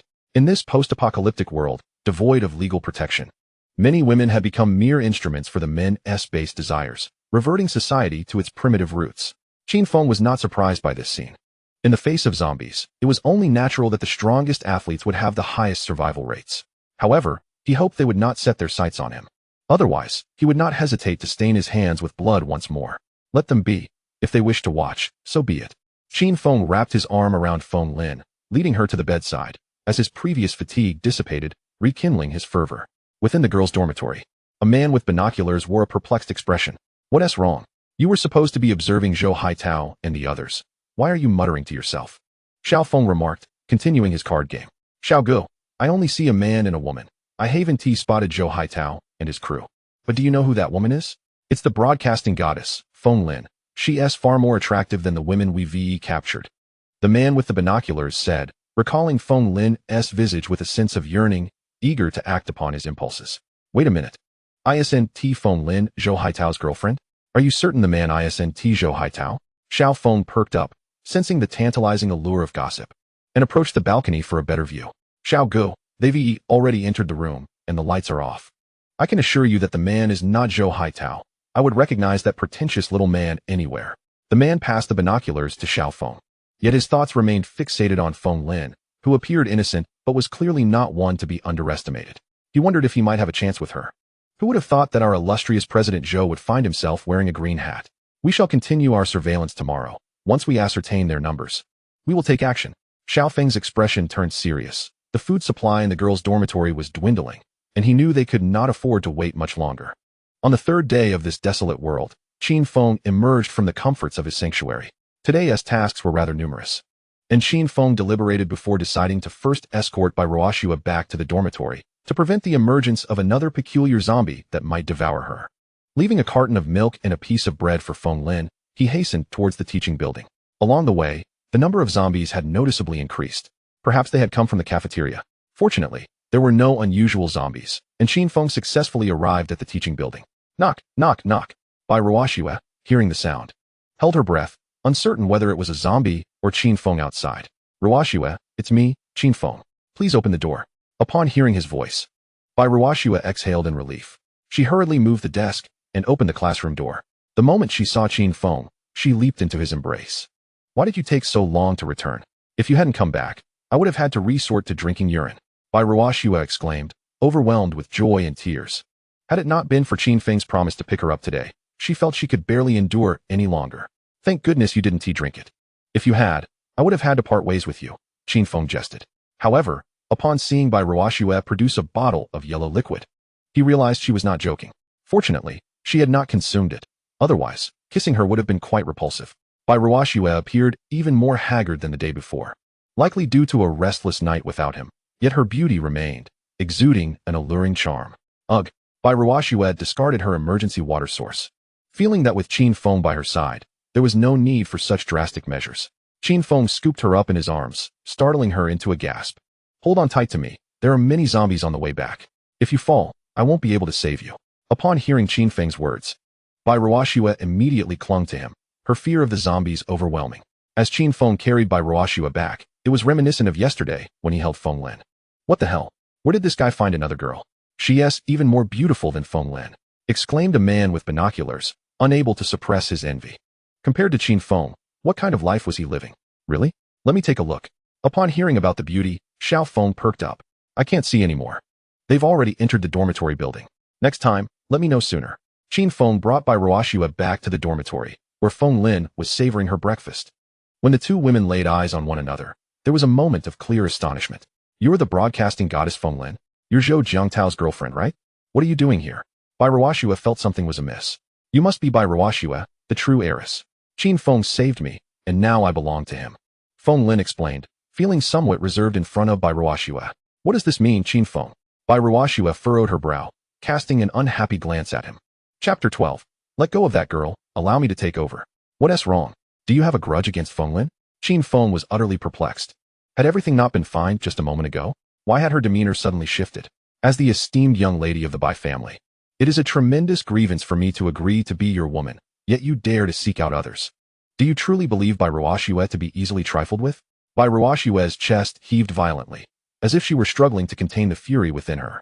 Feng Lin, too, grasped the situation. Bai Ruoxue was, astonishingly, also one of Qin Feng's women. This revelation startled her, for it was rumored that Bai Ruoxue was notoriously proud, commanding respect even from Zhou Jiangtao. When had Qin Feng managed to win her over? What do you intend to do? Qin Feng furrowed his brow. Recognizing the predicament he faced, he could not possibly limit himself to a single woman. After all, how could he rapidly enhance his strength otherwise? Relying solely on Bai Ruoxue to bear children would yield meager results over a lifetime, even with incessant effort. Especially in this apocalyptic era where he had no time to spare. Choose for yourself. With her or without her, Bai Ruoxue declared haughtily. One was a wealthy heiress, while the other was an ordinary girl from a humble background, and Feng Lin had even had a boyfriend before. This should be a rather straightforward choice. Feng Lin glanced at Qin Feng, feeling inexplicably anxious. Bai Ruoxue's beauty eclipsed her own, and as a daughter of a prominent family, she had an undeniable advantage. In comparison, Feng Lin felt utterly unremarkable. Even a fool could see the obvious choice. The most daunting aspect was the horde of zombies lurking outside. If Qin Feng were to dismiss her, her fate would undoubtedly be dire. Feng Lin, do you mind if I have other women? Qin Feng inquired, his expression inscrutable, leaving her uncertain of his thoughts. I don't mind, Feng Lin stammered, clearly taken aback by his question, yet she promptly provided her answer. Her reasoning was simple. In this apocalyptic world, as an ordinary person, survival was arduous, and she could only rely on a powerful man. Having witnessed Qin Feng's strength, she resolved to follow him. Unless the world returned to normal or someone stronger than him appeared, she would never leave, even if he were to cast her aside. Very well, Bai Ruoxue. You may depart, Qin Feng stated calmly, as though he had made a perfectly reasonable decision. What do you mean? You choose Feng Lin? In what way am I inferior to her? Bai Ruoxue exclaimed, her face a mask of disbelief, clearly unprepared for Qin Feng's directive. Feng Lin internally reveled in her triumph. Though she maintained a composed exterior, she is more obedient than you, and did you not hear? She does not mind my having other women, Qin Feng replied, moving closer to Feng Lin and affectionately ruffling her hair, as if rewarding her. Master, thank you for choosing me. I will not disappoint you, Feng Lin said. Her cheeks flushed as she leaned in to kiss Qin Feng, ranking last among the top 10 school beauties and lacking the privileged background of her peers. She often felt inferior when compared to them, frequently mentioning Zhou Jiantao as her most notable connection. Now that Qin Feng had cast aside Bai Ruoxue in favor of her, she felt that being his woman was the most prestigious identity she could claim. Qin Feng had not anticipated Feng Lin's boldness, yet he responded to her fervently, especially at the sound of master, which ignited a fire within him. Bai Ruoxue watched the two embrace in a passionate kiss, feeling as though her heart had been pierced by 1,000 needles. Why? It was perplexing. He was merely an orphan whom she had often tormented. Yet now he had risen to newfound heights, casting her aside without a second thought. What are you standing there for? Do you wish to witness a live performance? Qin Feng remarked, observing the dazed Bai Ruoxue. She remained rooted to the spot, fixated on them, while Qin Feng felt an urge to advance, though the scrutiny made him uncomfortable. I, Qin Feng, may concede that both you and Feng Lin are my women, but you must not entertain any other romantic entanglements henceforth. Bai Ruoxue declared through clenched teeth, making a concession. With neither food nor water in her possession and having discarded her only emergency supply, leaving Qin Feng would be tantamount to courting disaster. Feng Lin, curious, gazed at Qin Feng, equally eager to discern his thoughts. She, too, did not wish for Qin Feng to have too many women, for there was always the risk that he might tire of her and cast her aside. Ha ha ha, Bai Ruoxue. Do you still not comprehend your current predicament? You dare to negotiate with me? With a mere wave of my hand, countless women would be eager to accompany me. Qin Feng taunted, simultaneously retrieving bread, a self-heating hot pot, and bottled water from his storage space, leaving Bai Ruoxue wide-eyed in astonishment. How did you manage this? She longed to ask, yearning to feast, but knowing that such an action would surely earn her a couple of slaps from Qin Feng. Thus, she restrained her impulses. Do not concern yourself with this. As long as you are my woman, you need not worry about provisions. Rest assured, as long as you do not create trouble, I shall treat you both equally, he assured, directing his last statement to both Bai Ruoxue and Feng Lin, as he had no desire for his women to engage in rivalry akin to that of a palace drama. Very well, I agree, Bai Ruoxue conceded, realizing that she no longer possessed the leverage to bargain with Qin Feng. Her only asset was her appearance. Otherwise, he would have never bothered to engage her in such lengthy discourse. In truth, she was aware that her father had likely fathered numerous children with women outside, and her mother had turned a blind eye to such affairs. There was no stopping it. Coming to terms with it was the best course of action. It is best that you come to terms with it. Help yourself to whatever you wish to eat. I need to attend to some matters with Feng Lin. So take it outside, Qin Feng instructed as he ushered Bai Ruoxue out of the dormitory, embarrassed by the familiar sounds. She found a secluded spot where she could eat without being overheard. An hour later, Qin Feng prepared to leave the dormitory. Ruoxue, I must step out for a while. If you and Feng Lin require anything, do not hesitate to call me, he advised Bai Ruoxue, cautioning her against the rowdy athletes in the girls' dormitory, who were not to be trusted, lest she unwittingly fall victim to theft. All right, go ahead and don't worry about me, Bai Ruoxue replied, having come to her senses and behaving more obediently, which pleased Qin Feng greatly. As he walked down the corridor, he reconsidered his concerns and, feeling uneasy, he drew out his black blade and began to slice the staircase into segments. With his enhanced physique, he could easily leap above, while anyone else, unless possessing extraordinary abilities, would find it impossible to ascend in a short span of time. Having completed all his tasks, Qin Feng confidently sought out his classmates to discuss the ideals of life. In the first floor of the teaching building, a girl, adorned with glasses and a floral dress, her long wavy hair cascading down her back, shouted in fear. Don't come any closer. I will scream. Go ahead, scream your lungs out. No one will come to your rescue, sneered three men as they leered at Bai Jia, swiftly cornering her against the wall. At that moment, Bai Jia deeply regretted her decision to open the door for these three lecherous men. Suddenly, with a thunderous crash, the door was cleaved in two, and a voice echoed, "Release that girl, and let me through." Chapter 13. A Night of Vigilance. Qin Feng? You have finally come to save me, Bai Jia exclaimed with joy upon recognizing the familiar figure. Name, Bai Jia. Age, 22 years. Height, 160 centimeters. Weight, 50 kilograms. Strengths, the fastest in the sky. The most nefarious on the ground rating. 80 points. Qin Feng nodded in satisfaction, relieved to find the criteria met. His journey had not been in vain. However, he questioned the sincerity of her strengths. You little brat, trying to play the hero? One man growled, visibly displeased. Qin Feng's timely arrival had thwarted their imminent success, and they were none too pleased. Qin Feng then turned his attention to the three men, noting two wielded steel pipes while the third held a bow and arrow. An unusual weapon for the situation. Hey, brother, it seems we share a common purpose. Why not join us? Suggested the man with the bow, eyeing the black knife in Qin Feng's hand with a hint of trepidation. After all, it wasn't worth risking their lives for a woman. Oh, Qin Feng was taken aback. The man with the bow was surprisingly willing to negotiate. It seemed not all villains were devoid of reason. However, Bai Jia's complexion drained of color as she sensed Qin Feng's expression might imply an agreement, leaving her uncertain about enduring the torment of four men. Just as the trio presumed Qin Feng had acquiesced, he abruptly declared, I prefer to play alone. You should leave. With a wave of his hand, Qin Feng disdainfully urged them to depart. If the group had been composed of women, he might have entertained the notion. But 4 men and 1 woman was a scenario he found rather distasteful. You little brat, don't push your luck. One man threatened, steel pipe aimed at Qin Feng, as if ready to strike at any moment. What is wrong with pushing my luck? Do you know how my surname, Qin, came to be? Qin Feng retorted, pointing his knife back at the man. It was easy to make threats, but the question remained, was it effective? How did it come to be? The archer asked, swallowing hard. Evidently, he had never heard of a formidable figure with the surname Qin in school. Because my father's surname is Qin. Are you really so dim as to ask that? Qin Feng rolled his eyes. This villain had some intellect, but it was rather limited. The man with the bow and arrow was furious, feeling provoked by Qin Feng's relentless encroachments. He had no intention of becoming adversarial. But even the patience of a ninja turtle had its limits. Drawing his bow with a steel pipe wielded by 2 companions flanking him, he prepared for confrontation.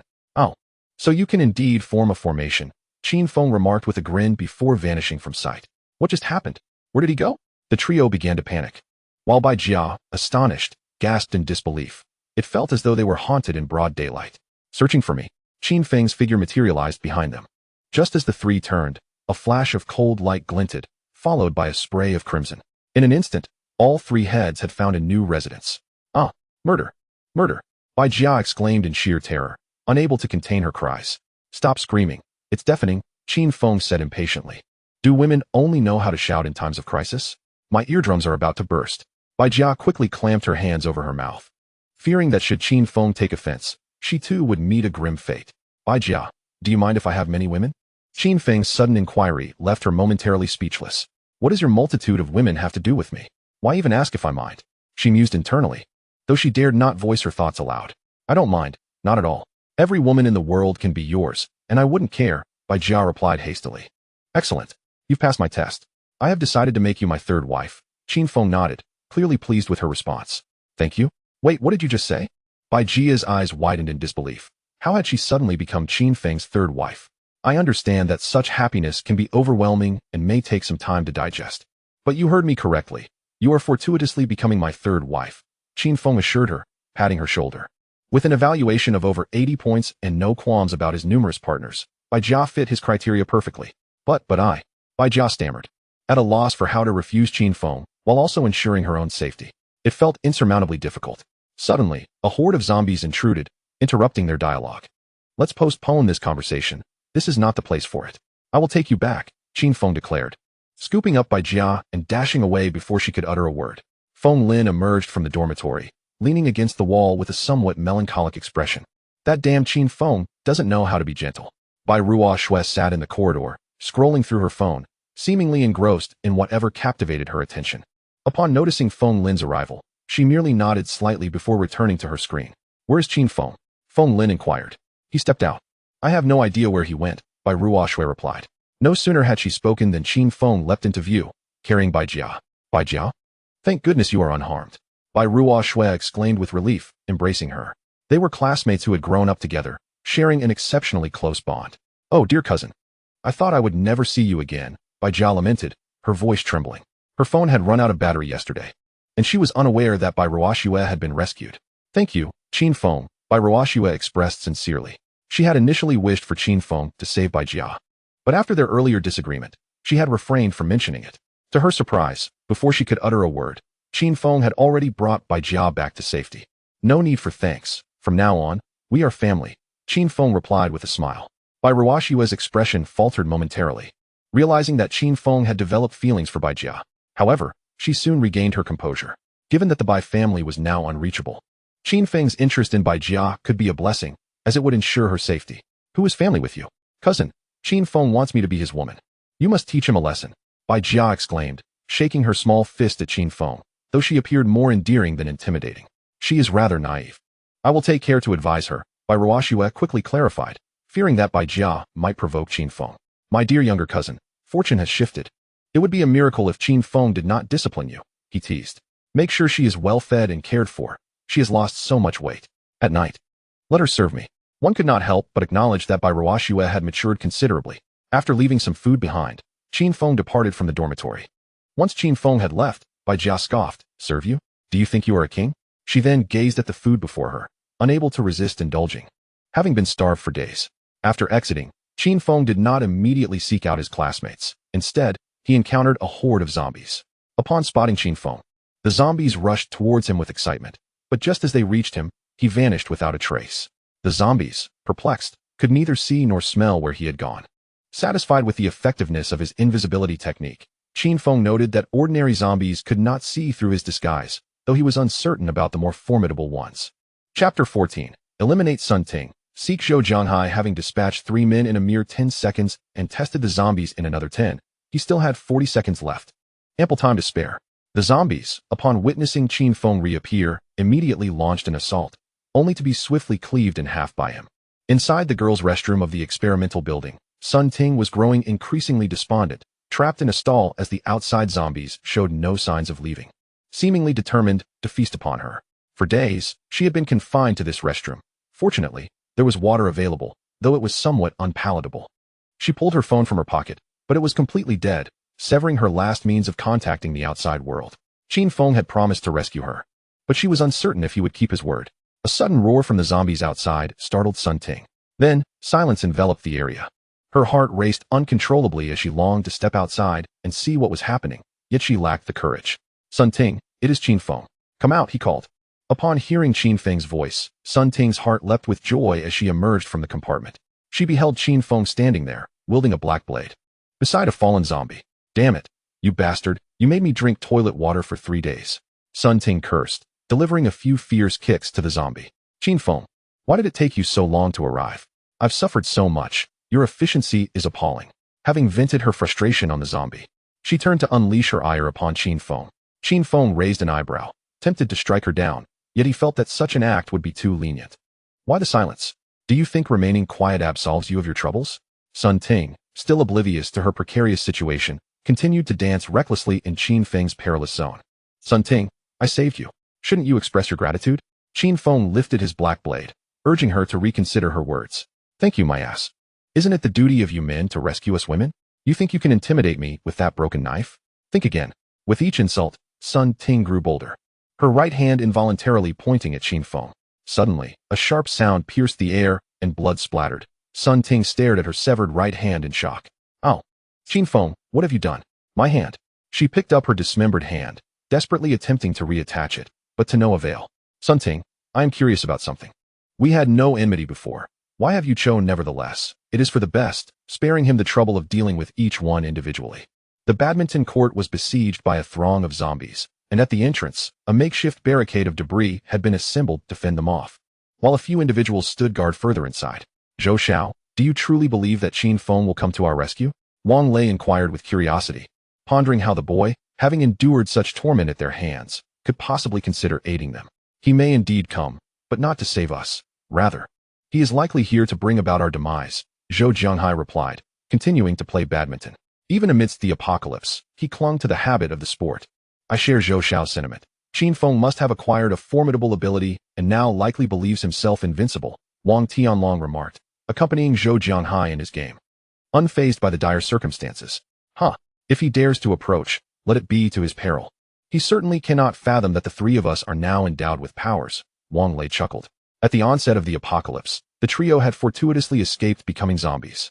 They had exploited a narrow terrain to vanquish numerous undead, ultimately confronting a special type of zombie that transformed them into abilities wielders. Do not underestimate him. If Qin Feng dares to come, he undoubtedly possesses his own means of support. Caution is the key to survival, Zhou Jianghai admonished. Everything had changed. Even the once bullied Qin Feng could not be dismissed lightly, and his words in the class group were merely a ruse to mislead him. Rest assured, Zhou Xiao, I have stationed individuals at the entrance to ensure rigorous surveillance. Not even a fly shall pass through, let alone Qin Feng, Wang Tianlong asserted, thumping his chest with confidence. Zhou Jianghai nodded in satisfaction. He found Wang Tianlong's competence reassuring. Their swift resolution of the zombie threat at the badminton court and the successful recruitment of survivors bore much of Wang Tianlong's merit. With a decisive smash from Zhou Jianghai, Wang Tianlong faced defeat. No more, no more. Zhou Xiao remains as formidable as ever, Wang Tianlong panted, wiping the sweat from his brow as he exited the court in search of respite. All right, I shall play a few rounds with Zhou Xiao. Wang Lei stepped forward to take the racket from Wang Tianlong, mindful of their dwindling supplies. Just as they exchanged rackets, Qin Feng's silhouette materialized, his dark blades swiftly slicing towards them both. A chill ran down their spines, and it was clear there was no time to evade. Qin Feng, how dare you? Zhou Jianghai bellowed, but he was too distant to intervene. Wang Lei was cleaved in two, while Wang Tianlong was sent hurtling backward, blood spewing from his mouth. Brother, Zhou Xiao. Wang Lei's upper body reached out toward Zhou Jianghai and Wang Tianlong, his eyes filled with disbelief, having never anticipated such a sudden demise. Unable even to utilize his powers. Wang Tianlong's eyes widened in horror. Mere moments ago, all had been well, and now he found himself separated from the living. Fear not, you shall soon be reunited, came the ominous assurance. Qin Feng flexed his numb hands, contemplating the defensive nature of Wang Tianlong's abilities. Struck by a blade, he astonishingly remained unscathed, though the force of the blow left his hand tingling. This marked the first failure for the Black Blade. Chapter 15. Qin Feng vs. Zhou Jianghai. Wang Tianlong. Qin Feng, I shall rend your body into countless pieces, Zhou Jianghai declared, his voice laced with venom. Wang Lei and Wang Tianlong, fiercely loyal to him and both endowed with extraordinary powers, seemed invincible even in the apocalypse. However, the swift demise of Wang Lei ignited Zhou's seething wrath. That depends on your capabilities, Qin Feng retorted, raising the Black Blade. With his invisibility exhausted, he was left with no choice but to confront his adversary head-on. Young master. His ability must be teleportation or invisibility, and that weapon appears peculiar. Exercise caution. Wang Tianlong cautioned. Logically, his defensive prowess should render any blade ineffective, potentially shattering it. Yet, the Black Blade in Qin Feng's grasp exuded an extraordinary hardness, undoubtedly a remarkable artifact. Who would have thought this orphan would encounter fortune and experience? But it ends here. Zhou Jianghai hissed, his fingers splayed like claws as he lunged toward Qin Feng. Sensing impending danger, Qin Feng swiftly evaded, only to hear a thunderous crash behind him. The grand platform crumbled to dust under the impact of Zhou's strike. By all that's holy, what kind of dimension-bending ability is this? Were it not for the system, I might have mistaken him for the protagonist. Qin Feng muttered in disbelief, realizing that had he hesitated even slightly, he would have met a similar fate. What do you think? My ability is rather impressive, isn't it? I have dubbed it the Claw of the Void, Zhou Jianghai proclaimed, reveling in Qin Feng's astonished expression. Regardless of the world, Qin Feng had always been at his mercy. Impressive, indeed, yet if you cannot land a hit, what good is it? Qin Feng replied with unwavering composure. Despite the formidable nature of Zhou Jianghai's powers, evasion was remarkably simple given his current reflexes. Had he been aware of Zhou's abilities earlier, he was confident he could have dispatched him before he even struck. I am curious to see how long you can maintain this bravado. Zhou Jianghai continued unleashing the Claw of the Void, convinced that Qin Feng was merely bluffing, likely panicking within. As he dodged, Qin Feng utilized his X-ray vision to scrutinize Wang Tianlong, still uncertain of the nature of his powers. Through his enhanced sight, he observed a silvery radiance enveloping Wang Tianlong, presumably providing him protection. However, the area struck previously appeared significantly dimmer. If he focused his efforts on that spot, he believed Wang Tianlong's defenses would not endure for long. Tianlong, find a way to restrict his movements, Zhou Jianghai urged, growing increasingly impatient, as Qin Feng's elusiveness rendered him unable to land a blow. Nodding, Wang Tianlong attempted to intercept Qin Feng, only to be outmaneuvered in an unexpected manner, receiving a cut from Qin Feng's blade. Wang Tianlong's expression shifted. He sensed that Qin Feng's two strikes had struck a specific point. Was it mere coincidence? Tianlong, why are you dawdling? Hurry and intercept him, Zhou Jianghai commanded. Beads of sweat beginning to form on his forehead. He estimated that he could only use the Void Claw a few more times. And if Qin Feng had not been eliminated by then, he would be in grave danger. Very well. Wang Tianlong gritted his teeth, using his body to shield Qin Feng. Yet his efforts proved futile. Qin Feng evaded every critical strike, even managing to counterattack Wang Tianlong. Damn it, I can't hit him. Zhou Jianghai's earlier confidence had evaporated. His void claw was becoming slower and no longer posed a threat to Qin Feng. With a sudden thrust, Qin Feng breached Wang Tianlong's defenses, blood gushing forth. Zhou Jianghai's face paled in horror, realizing that Wang Tianlong's defenses had been able to withstand his void claw. How could they have been pierced by Qin Feng? Wang Tianlong let out a bitter laugh. Then his eyes shone with determination.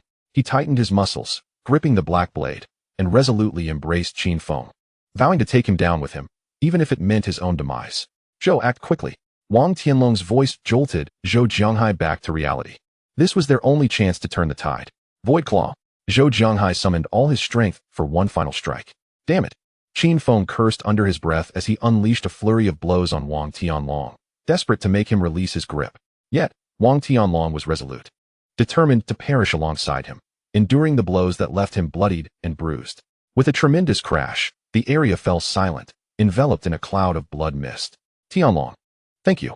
If I manage to return to the Zhou family, I shall certainly assist the Wang family. Zhou Jianghai's expression turned somber. Feeling that both Qin Feng and Wang Tianlong had become one with the blood mist, and in his quest to eliminate Qin Feng, he had lost two loyal subordinates. Unfortunately, you cannot return. Qin Feng's voice suddenly rang out from behind. Zhou Jianghai turned in disbelief.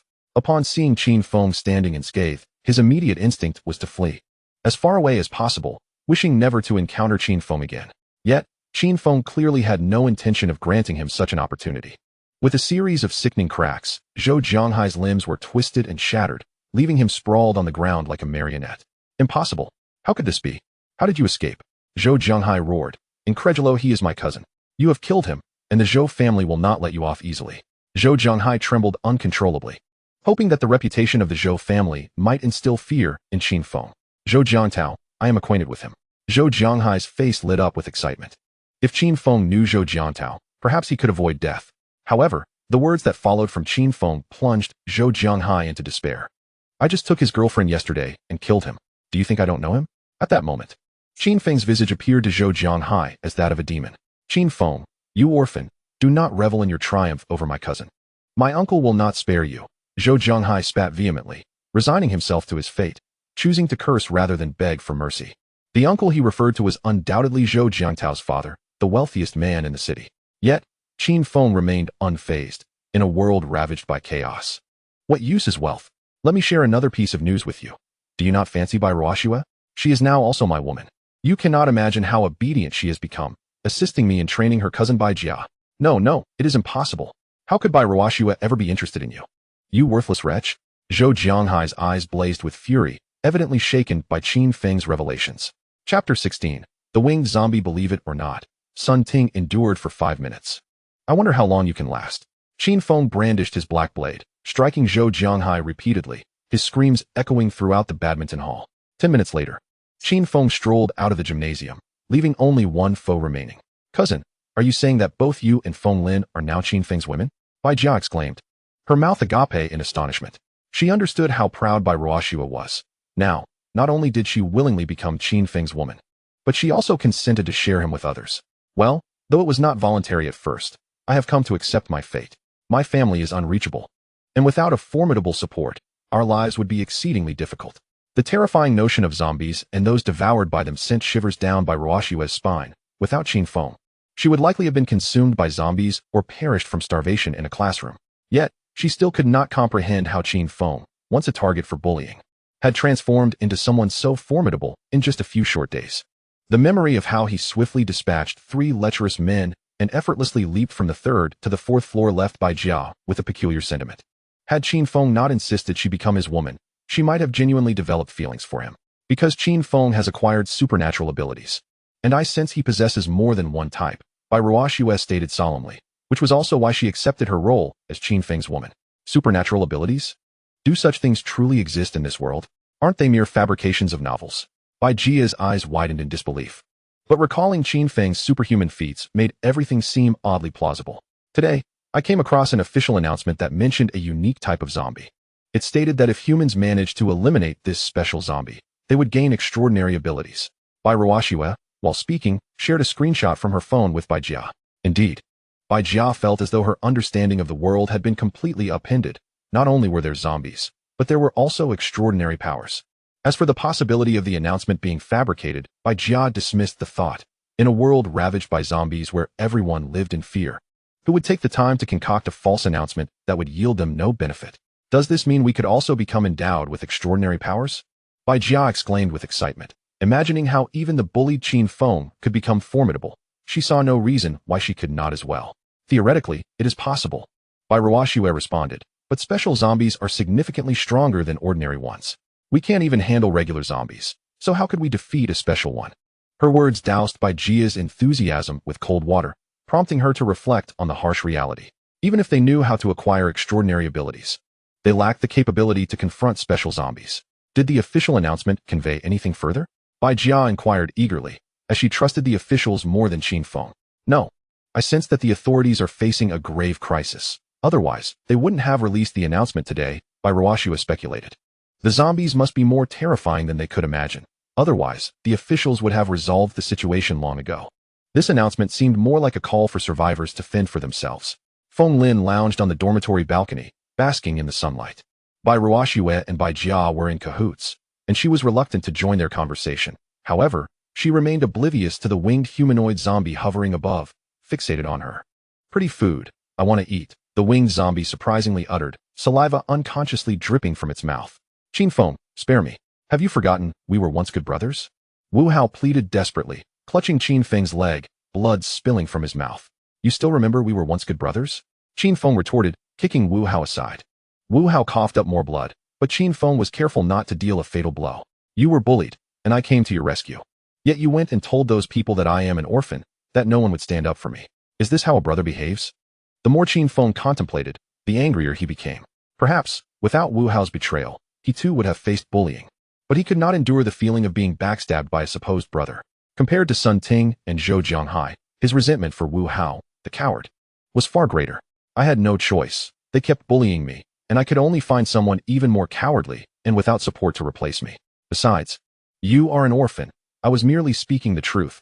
Wu Hao defended himself, seeing no fault in his actions. Ah, the truth, you say? Do you have any idea how your so-called truth has affected my life these past few years? Qin Feng shouted in anger. Over the years, he had to work hard to save for tuition while enduring bullying from Zhou Jianghai and his ilk. Any person with a wavering spirit would likely have crumbled by now. What does this have to do with me? The ones who bullied you were Zhou Jianghai and Sun Ting. You should seek vengeance on them, not me. To put it plainly, you and I are not so different. Wu Hao acknowledged his fear of offending Zhou Jianghai and his associates.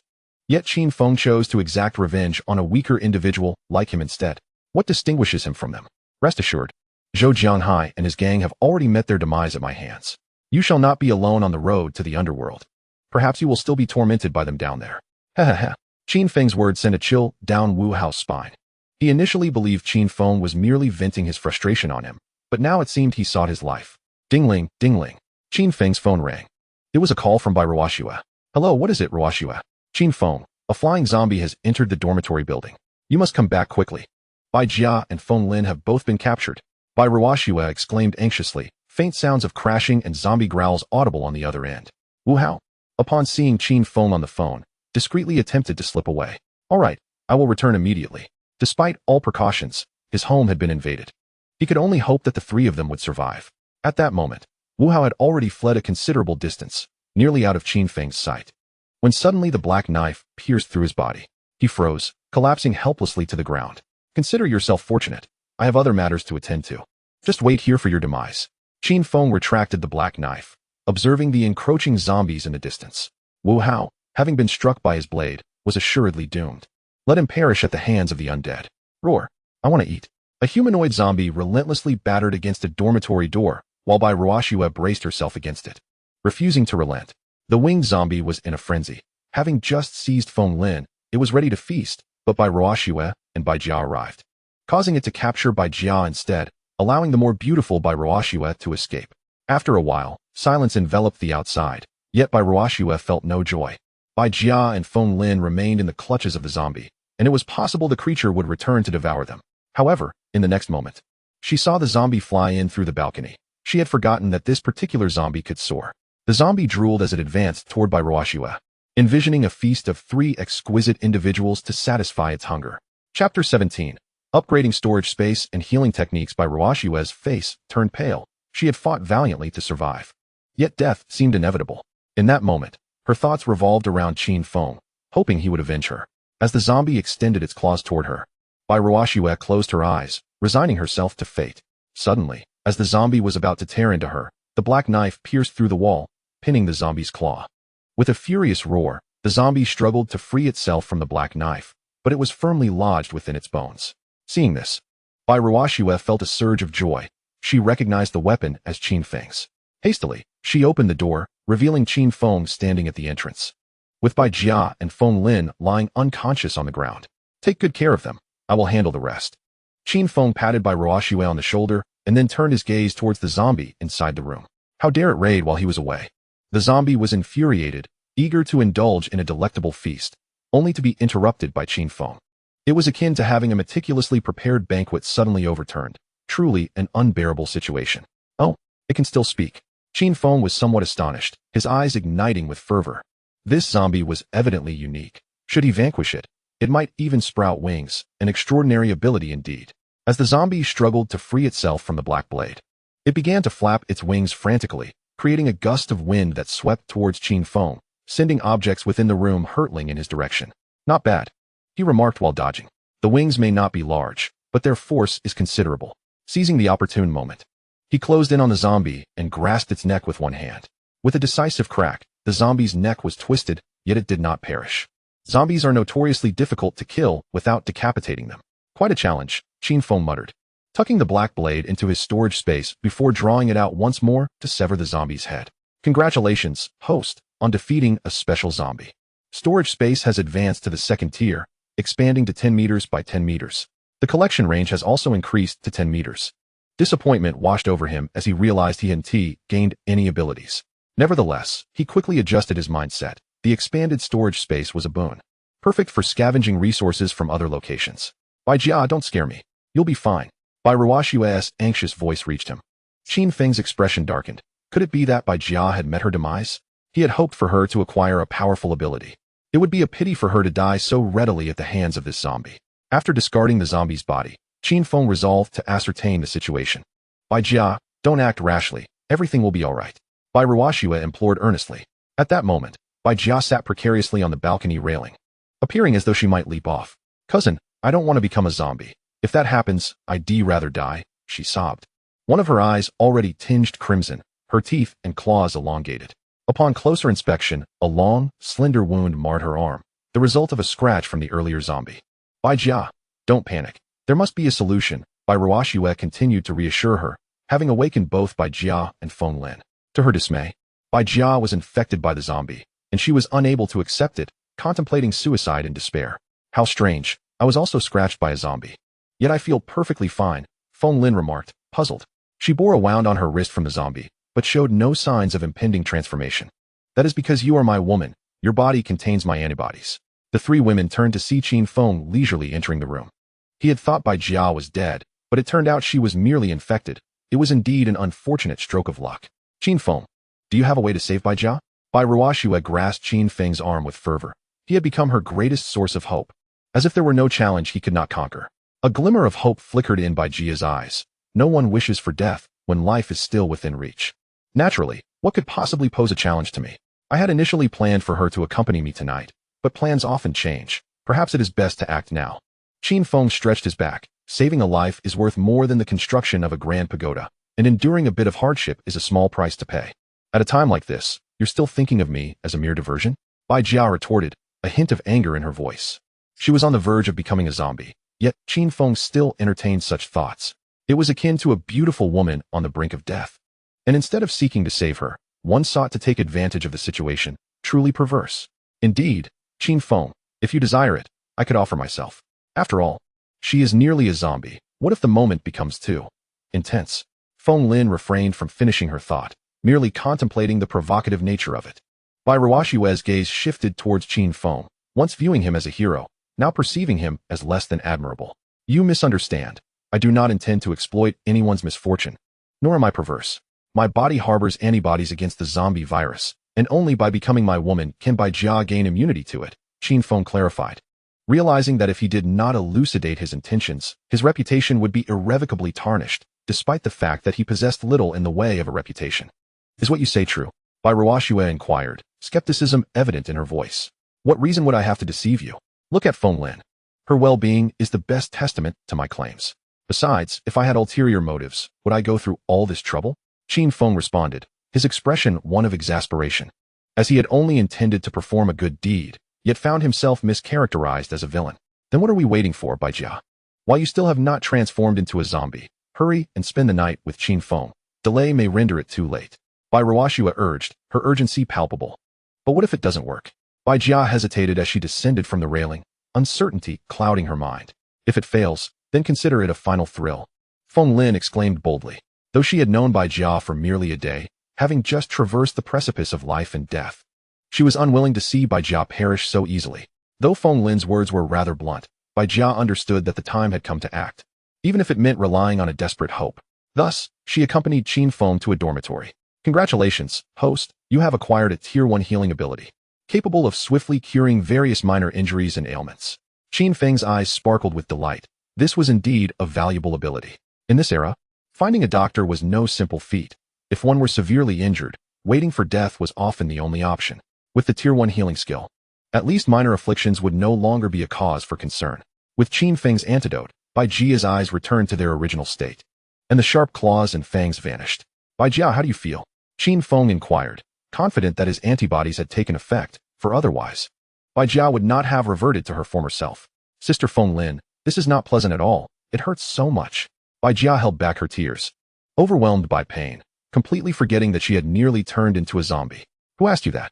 Qin Feng replied with a hint of exasperation, feeling that Bai Jia had been led astray by Feng Lin. Chapter 18. Reinforcing the balcony. The marvelous use of healing techniques. Qin Feng handed a mirror to Bai Jia. Am I all right now? I won't become a zombie. Bai Jia gazed at her reflection, now restored to her normal self. Thank you, Qin Feng. I misjudged you. Overcome with joy, she embraced Qin Feng, momentarily forgetting her state of undress. No need for thanks, but do put on some clothes. I can hardly bear your wandering about like this. Qin Feng suppressed his inner turmoil, fearful that he might accidentally harm Bai Jia again. Oh, Bai Jia exclaimed. Her cheeks flushed as she hurriedly donned her clothes. Outside the door, Bai Ruoxue paced anxiously. She was now left with only Bai Jia as a cousin and naturally wished for her safety. Could you please sit quietly for a moment? I'm on the verge of going cross-eyed. Feng Lin rubbed her eyes, her irritation heightened by Bai Ruoxue's anxiousness. I don't know if Bai Jia is alive or dead. How can I sit at ease? Bai Ruoxue responded, just as the dormitory door swung open. Qin Feng emerged, followed closely by Bai Jia, who limped slightly. Bai Ruoxue and Feng Lin, as those who had experienced similar situations, understood immediately what was going on. Bai Jia, are you all right?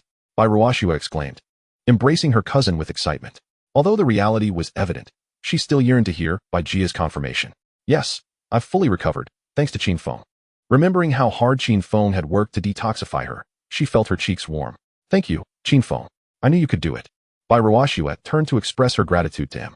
There's no need for formality. Bai Jia is now my woman. It is only natural to save my own. Qin Feng declared grandly, having benefited from the experience and acquired the extraordinary ability of healing. You're amazing, husband. Let me take care of you tonight. Feng Lin cast a flirtatious glance at Qin Feng. One couldn't help but note her fickleness. Just recently, she was desperate to preserve her innocence for Zhou Jiangtao. And now she was calling Qin Feng husband. All right, I'll indulge you this evening, my little temptress. Qin Feng responded happily, preferring the initiative of women over coercion. However, Bai Ruoxue felt a pang of anxiety, sensing a hint of rivalry. This morning, Qin Feng had already been intimate with Feng Lin, and after detoxifying Bai Jia, surely it was her turn tonight. Yet now, Feng Lin had stolen that opportunity. This woman was truly cunning. Before nightfall, let us gather some materials to reinforce the windows and balcony, Qin Feng suggested, reminded by the flying zombies that it was imperative to secure their surroundings. If another flying zombie appeared, they might not be as fortunate as before. The three women nodded in unison, acknowledging that the flying zombies had indeed terrified them. Had it not been for Qin Feng's timely return, they might have ended up in the belly of the undead. Without further ado, they decided to dismantle the bed frames in their dormitory to obtain wooden planks and steel pipes. Qin Feng wielded his black knife to disassemble the frames. while the three women carried the materials to the balconies of their respective dorm rooms. Just as Bai Jia was about to lift some materials, a sudden wave of pain coursed through her, causing her to involuntarily gasp. Bai Jia, you should rest. We three can handle this task, Bai Ruoxue advised with heartfelt concern. Having faced similar challenges before, she understood that Bai Jia was struggling to walk, let alone work. Qin Feng chuckled softly, but remained silent. He could easily manage the task alone. However, he believed that in a team or family, everyone should feel a sense of involvement. Otherwise, progress would be stunted. And he wished to avoid such an outcome. I just want to contribute what I can. If only I could be free of this pain right now. Bai Jia expressed sincerely, feeling somewhat guilty for being a hindrance since her arrival. The unintentional words struck a chord with Qin Feng. Bai Jia, don't move. I'd like to conduct an experiment on you, he declared, approaching her with a sense of curiosity about his newfound ability. Is it appropriate here? Besides, I'm not fully recovered. Perhaps we should wait for Sister Feng Lin and my cousin, Bai Jia stammered, her cheeks flushing. Wasn't it said that there are no fields left untended, only overworked oxen? How could Qin Feng be so formidable? What are you thinking? You little flirt. Qin Feng teased, playfully flicking her forehead. No wonder people claimed that girls were more risque than boys. He had once doubted it, but now he was convinced. Bai Jia pouted, wondering if she had misinterpreted the situation. Yet, what other experiment could she possibly partake in? Raising his hand, Qin Feng concentrated, enveloping it in an unsettling green glow. Feng Lin, who had just finished moving materials, stared at Qin Feng in astonishment. He looks so green, she remarked. Subsequently, he directed the green light into Bai Jia's body. How does it feel? Qin Feng inquired, eager to witness the effects of his healing technique for the first time. It feels rather neutral, neither painful nor itchy, Bai Jia replied. Bai Jia, your arm, Bai Ruoxue exclaimed, as if she had stumbled upon something extraordinary. My arm? What is wrong with it? Bai Jia looked down, seeing nothing unusual. Indeed, the wound from the zombie-esque grasp has vanished, Bai Ruoxue reminded her, vividly recalling the slender scar that had adorned Bai Jia's arm, which was now completely healed, without even a trace left behind. Really? Feng Lin's eyes widened in disbelief, for she too had a wound on her arm. Wonderful. I was worried about scarring, Bai Jia exclaimed, jumping with excitement alongside Bai Ruoxue. Wait, Bai Jia. Does it no longer hurt? Feng Lin said with displeasure that Bai Jia had not done much work due to her physical discomfort, but now she seemed perfectly fine. Could she be pretending? Bai Jia then realized that she truly felt no pain at all and was full of energy. Qin Feng, is this your doing? Bai Ruoxue immediately thought of the green light that had just been in Qin Feng's hands. If she was correct, Bai Jia must have absorbed that green light to feel better. Indeed, this is my newfound healing ability. It can easily mend minor injuries and ailments, Qin Feng stated contentedly, assuring that in the future, he would not have to worry about the pain of other women. I want it too, darling. Feng Lin extended her arm for Qin Feng to see the wound left by a zombie's claw. All right, I will treat you now. With a flash of green light, the wound on Feng Lin's arm disappeared. Overjoyed, she embraced Qin Feng, showering him with kisses. Women are often sensitive about scars, and the fact that Qin Feng healed hers so effortlessly made her adore him even more. Now, let's get back to work, tonight. You can kiss me to your heart's content. Qin Feng playfully patted Feng Lin's backside, urging her to get back to the task at hand. The four of them worked diligently and soon sealed all the balconies and windows, leaving only a few gaps for observing the outside world. Brother Xiao, it seems we've been discovered. A man with binoculars shouted from the girls' dormitory. Chapter 19. Can we not be provoked or avoided? What? What is happening? Xiao Feng anxiously walked to the balcony. They were planning to assault the boys' dormitory within the next few days, and now they had been spotted. They've sealed off the balconies. They must be on guard against us, the man with the binoculars grumbled, lamenting that he could no longer admire beautiful women.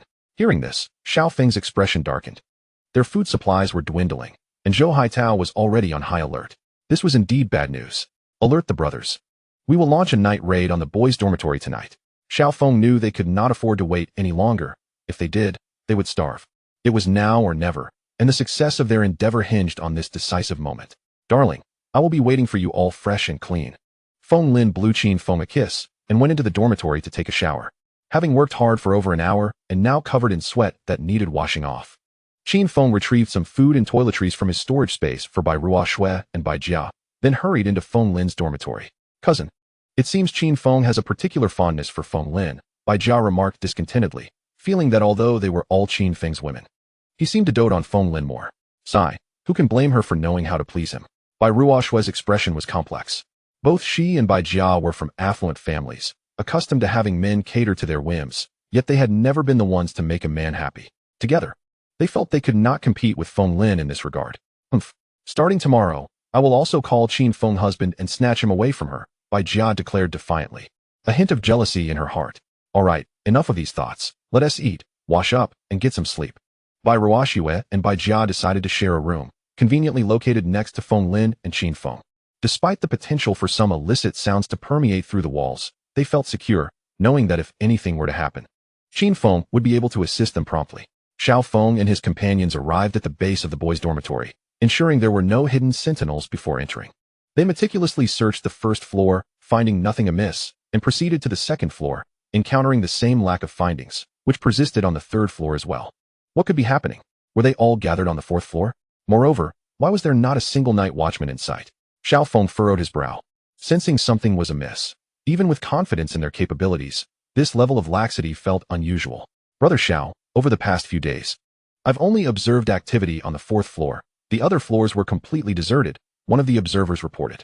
Brother Xiao, are we being overly cautious? I believe Zhou Jiangtao and his group are nothing but a bunch of cowards, surviving solely by luck, another impatient subordinate remarked.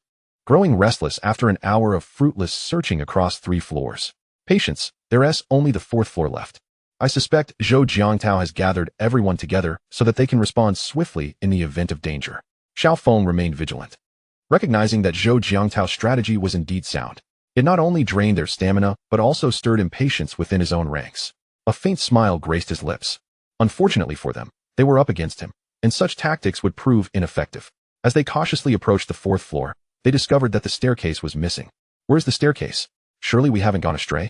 A man exclaimed, dismayed at the prospect of having wasted half a day only to end up in the wrong place. Are you foolish? With only one corridor, how could we have gone wrong? Before Xiao Feng could respond, others retorted sharply. Xiao Feng scrutinized the area and discerned that the staircase had been deliberately destroyed, clearly an attempt to impede access to the 4th floor. Enough of the bickering. They have intentionally sabotaged the staircase. If we attempt to ascend forcefully, we will undoubtedly be detected, and then we will be at a disadvantage, Xiao Feng analyzed. Acknowledging Zhou Jiangtao as a formidable opponent. In terms of intellect, Zhou Jiangtao was his equal, befitting the role of student council president. What shall we do now? The others looked troubled, taken aback by Zhou Jiangtao's cleverness. Fear not, I know there is a ladder in a nearby storage room. You all go break the lock and bring the ladder here, Xiao Feng stated confidently. The others' eyes lit up at his suggestion, and they hurried off to retrieve the ladder. Before long, the ladder was brought back, accompanied by others wielding saws and hammers. Excellent, be quiet, and let us not awaken them, Xiao Feng remarked with a cold smile. Zhou Jiangtao's only weakness was his overconfidence, as evidenced by his failure to assign anyone to guard duty. Now, they could ascend unnoticed and catch him off guard. Meanwhile, Qin Feng, who had been engaged in exercise, halted abruptly, having detected faint noises. It seemed that someone was approaching with ill intentions, and it appeared that there was more than one individual. Is it over? Feng Lin furrowed her brows, displaying her dissatisfaction. Wait for me, I need to deal with a few rats. Qin Feng said as he donned his clothes and covered Feng Lin with a blanket before stepping out of the dormitory. Upon seeing Qin Feng emerge, Xiao Feng and his companions were momentarily taken aback. They realized they had been discovered. Armed with weapons, they launched an attack on Qin Feng, convinced that he had merely coincidentally appeared and they must eliminate him immediately, lest he awaken the others. Oh no, run. Amidst the cacophony of shouts and flashes of cold steel, several corpses were left on the ground as the rest retreated to the 3rd floor. Some terrified enough to jump down. You think you can escape? You will all perish tonight, Qin Feng scoffed disdainfully, irritated by the interruption of his exercise. Bai Jia and Bai Ruoxue peered through the crack of the door, only to be met with a sight of carnage, compelling them to swiftly close the door. Qin Feng leapt to the 3rd floor, swiftly dispatching the slower individuals before pursuing the remaining few. Xiao Feng, accompanied by 2 others, fled the dormitory building, gripped by fear. They had not anticipated being hunted down by a single individual, while Zhou Jiangtao had not even shown his face. It was laughable that they had considered robbing their supplies. Brother Xiao, he is coming after us. One of his subordinates cried out. Xiao Feng turned to see Qin Feng, armed with a black blade, closing in on them. Ground spike ambush. Xiao Feng halted, shouting loudly. The previously smooth surface of the ground erupted with protruding spikes. Qin Feng frowned slightly, uncertain of the spike's power. He retreated momentarily before gathering his strength to sever the ground spikes with a single stroke. However, Xiao Feng and his companions had vanished without a trace, leaving only a few wandering zombies behind. After activating his perspective ability to search, Qin Feng, unable to locate them, resigned himself to return. Once he departed, 3 zombies transformed back into Xiao Feng and his companions, who were gasping heavily. They had refrained from breathing while Qin Feng was present. Thankfully, due to Maline's camouflage ability, they had narrowly escaped disaster. Xiao Feng swallowed hard, still feeling a pang of dread. Brother Xiao, what do we do now? Malin inquired. As they were the last 3 remaining. Let's go. We must leave the school, Xiao Feng declared resolutely, no longer wishing to encounter Qin Feng. If he could not provoke him, he would avoid him altogether. Chapter 20. Frantic advancement on the 4th day of the apocalypse. Qin Feng rose early while Feng Lin lay in slumber like a lifeless pig. Following her remark, "Is it over?" From the previous day, Qin Feng had severely punished her. And when she pleaded for mercy, he countered with a healing spell before continuing his torment until she was utterly exhausted. Exiting the dormitory, Bai Ruoxue and Bai Jia were busy clearing away the corpses from the previous day. The overwhelming scent of blood had attracted numerous zombies, who gathered on the 3rd floor but were unable to climb higher. The zombies could see that there were people on the 4th floor but could not reach them, growing increasingly agitated and roaring in frustration, creating a most annoying commotion. "My dear, you are awake," both Bai Ruoxue and Bai Jia said simultaneously. The two had conspired the previous day to address Qin Feng as husband from then on. "Ah, you have both worked hard," Qin Feng said, stepping forward to embrace the two as a reward, readily accepting their form of address. "It's not difficult at all. It is our duty," Bai Jia and Bai Ruoxue quickly replied, their outward calm belying the joy that surged within them. They had risen early with the intention of impressing Qin Feng, and it appeared their efforts had borne fruit. "Once you finish tidying up, take a moment to rest. I shall resolve these bothersome matters," Qin Feng declared, brandishing his black blade as he leapt to the 3rd floor. The zombies immediately lunged at him, yet Qin Feng remained expressionless, his movements astonishingly swift. Each zombie that approached met its demise at the edge of his blade, none able to withstand his assault. "How impressive, husband! You are wonderful!" Bai Jia and Bai Ruoxue exclaimed in unison, captivated by the sight of Qin Feng vanquishing zombies. This was the man they deemed worthy of their lifelong devotion. Just as Qin Feng became engrossed in his slaughter, he locked eyes with a unique zombie. An intense pain shot through his head, nearly causing him to lose consciousness. In a mere instant, several wounds appeared upon his body. "Hurry up here!" Bai Ruoxue and Bai Jia cried out, alarmed. They had initially believed Qin Feng was invincible, only to now find themselves in a precarious situation. "How dare you make me lose face in front of my women? You are finished." Qin Feng glared at the special zombie, vowing that he would not bear the surname Qin if he did not slay it today. He cast a healing spell upon himself, instantly mending his wounds, but the zombies were relentless, surging forth. "Come at me," Qin Feng shouted, gripping his blade with both hands. With a powerful horizontal slash, he unleashed the full force of his strength, cleaving through 20 zombies in one strike. "How incredible!" Bai Jia and Bai Ruoxue gasped, their mouths agape in astonishment. The upper halves of the zombies continued to struggle, attempting to attack Qin Feng, yet without their lower bodies, they posed no threat. The unique zombie gazed at Qin Feng with a flicker of fear, attempting to escape, clearly different from the ordinary zombies. "Now you wish to flee? It is too late," Qin Feng declared, swiftly severing the special zombie's head, fearing it might retaliate. "Congratulations, host. You have slain a special zombie. Your X-ray vision has advanced to the 2nd tier, allowing you to see through anything within a 10-meter radius.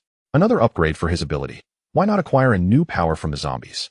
Qin Feng couldn't help but question, having defeated 3 special zombies already, each time merely enhancing his existing abilities. "Yes. Only when all of the host's abilities have advanced to the 2nd tier can you acquire new abilities from zombies," the system responded. "Why didn't you say so sooner?" Qin Feng felt a tinge of dissatisfaction. The abilities of this particular zombie were formidable, seemingly targeting the realm of the mind. Had he known he could not obtain it, he would have rather bestowed it upon Bai Ruoxue and the others. "You didn't even inquire." The system's words resonated with undeniable logic, rendering Qin Feng momentarily speechless. Was it true that killing an ability user would yield no abilities? Over the past few days, he had eliminated several ability users without acquiring any powers himself. Thus, he decided to consult the system. Indeed, only by vanquishing special zombies could one gain and advance abilities. Slaying ability users bore no consequence. Qin Feng nodded in understanding. It appeared that special zombies were treasures, for defeating them not only conferred abilities, but also facilitated their advancement. "Darling, are you all right?" Bai Ruoxue asked cautiously, as Qin Feng stood motionless after dispatching the zombies, her concern growing that he might be in distress. "I'm fine. I'll step out for a moment. If anything arises, don't hesitate to call." Regaining his focus, Qin Feng had intended to scour other supermarkets and canteens, hoping to encounter more special zombies. Without awaiting a response from the two women, he vanished from sight. His initial destination was the new canteen. The school boasted 2 canteens, having constructed the latter due to an increase in enrollment over the past 2 years. Nevertheless, the food at the old canteen was far superior, and most students preferred it. As Qin Feng advanced, he eliminated zombies along the way. The closer he approached the canteen, the more zombies he encountered, some even resorting to cannibalism in search of sustenance. When he was but 10 meters from the canteen, a fireball hurtled toward him. Qin Feng nimbly evaded it, noticing a zombie ablaze with flames not far off.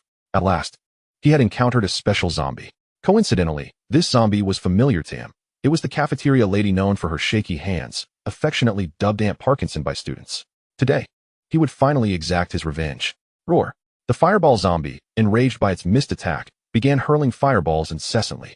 As Qin Feng dodged and drew closer, the fireballs failed to find their mark. However, other zombies were not so fortunate, collapsing lifelessly after being struck and soon becoming charred remains. Aunt, your fireball throwing is as shaky as your ladle work. Seizing the opportunity during the zombie's moment of vulnerability, Qin Feng swiftly dispatched the fireball zombie with a decisive strike. Congratulations, host. You have slain a special zombie. Your virus immunity has advanced to level 2, allowing you to resist the viruses of level 2 zombies. Without pausing, Qin Feng pressed onward toward the canteen, continuing his path of destruction until he finally reached the entrance. The sight that greeted him was a throng of zombies, making it highly unlikely for any survivors to remain. Upon spotting Qin Feng, the zombies within the canteen surged toward him, yet he felt no fear, positioning himself at the entrance to engage them. The canteen's doorway was only 5 people wide, an ideal venue for a battle of fewer against many. As he fought, the system's voice echoed in his mind. Congratulations, host. You have slain a special zombie. Your black blade has advanced to level 2, the fiery black blade. And your attacks now inflict burning damage. Did I just eliminate another special zombie? It seemed the zombies had crowded together, failing to unleash their abilities before being swiftly dispatched, an ignoble fate akin to that of Wang Lei. With the Inferno Black Blade in hand, Qin Feng became even more fervent in his slaughter. Some zombies perished in flames before they could even reach him. In no time, a third of the zombies in the cafeteria had been eradicated. Chapter 21. The Quest for Abilities. Congratulations to the host for vanquishing a special zombie. The stealth ability has advanced to the 2nd tier, extending invisibility to 2 minutes. Congratulations to the host for defeating a special zombie. The healing ability has also ascended to the 2nd tier, allowing for instantaneous recovery of minor injuries and the gradual healing of more severe wounds, such as fractures. What an exhilarating experience. As Qin Feng continued to slay the zombies, he exclaimed in delight. All of his abilities had now reached the 2nd tier, enabling him to acquire additional powers. Suddenly, a strikingly beautiful female zombie lunged at him. Qin Feng felt a pang of regret. Her appearance was on par with Bai Ruoxue, and her figure was exceptionally alluring. What a waste for her to have become a zombie. Yet, despite his thoughts, Qin Feng's resolve remained firm. He sensed that this particular zombie exhibited unusual speed, unmistakably not an ordinary one. He swung his blade toward her neck, but she evaded him with a bizarre maneuver, then ensnared his right hand, which held the black blade, with her serpentine grip. What kind of ability is this?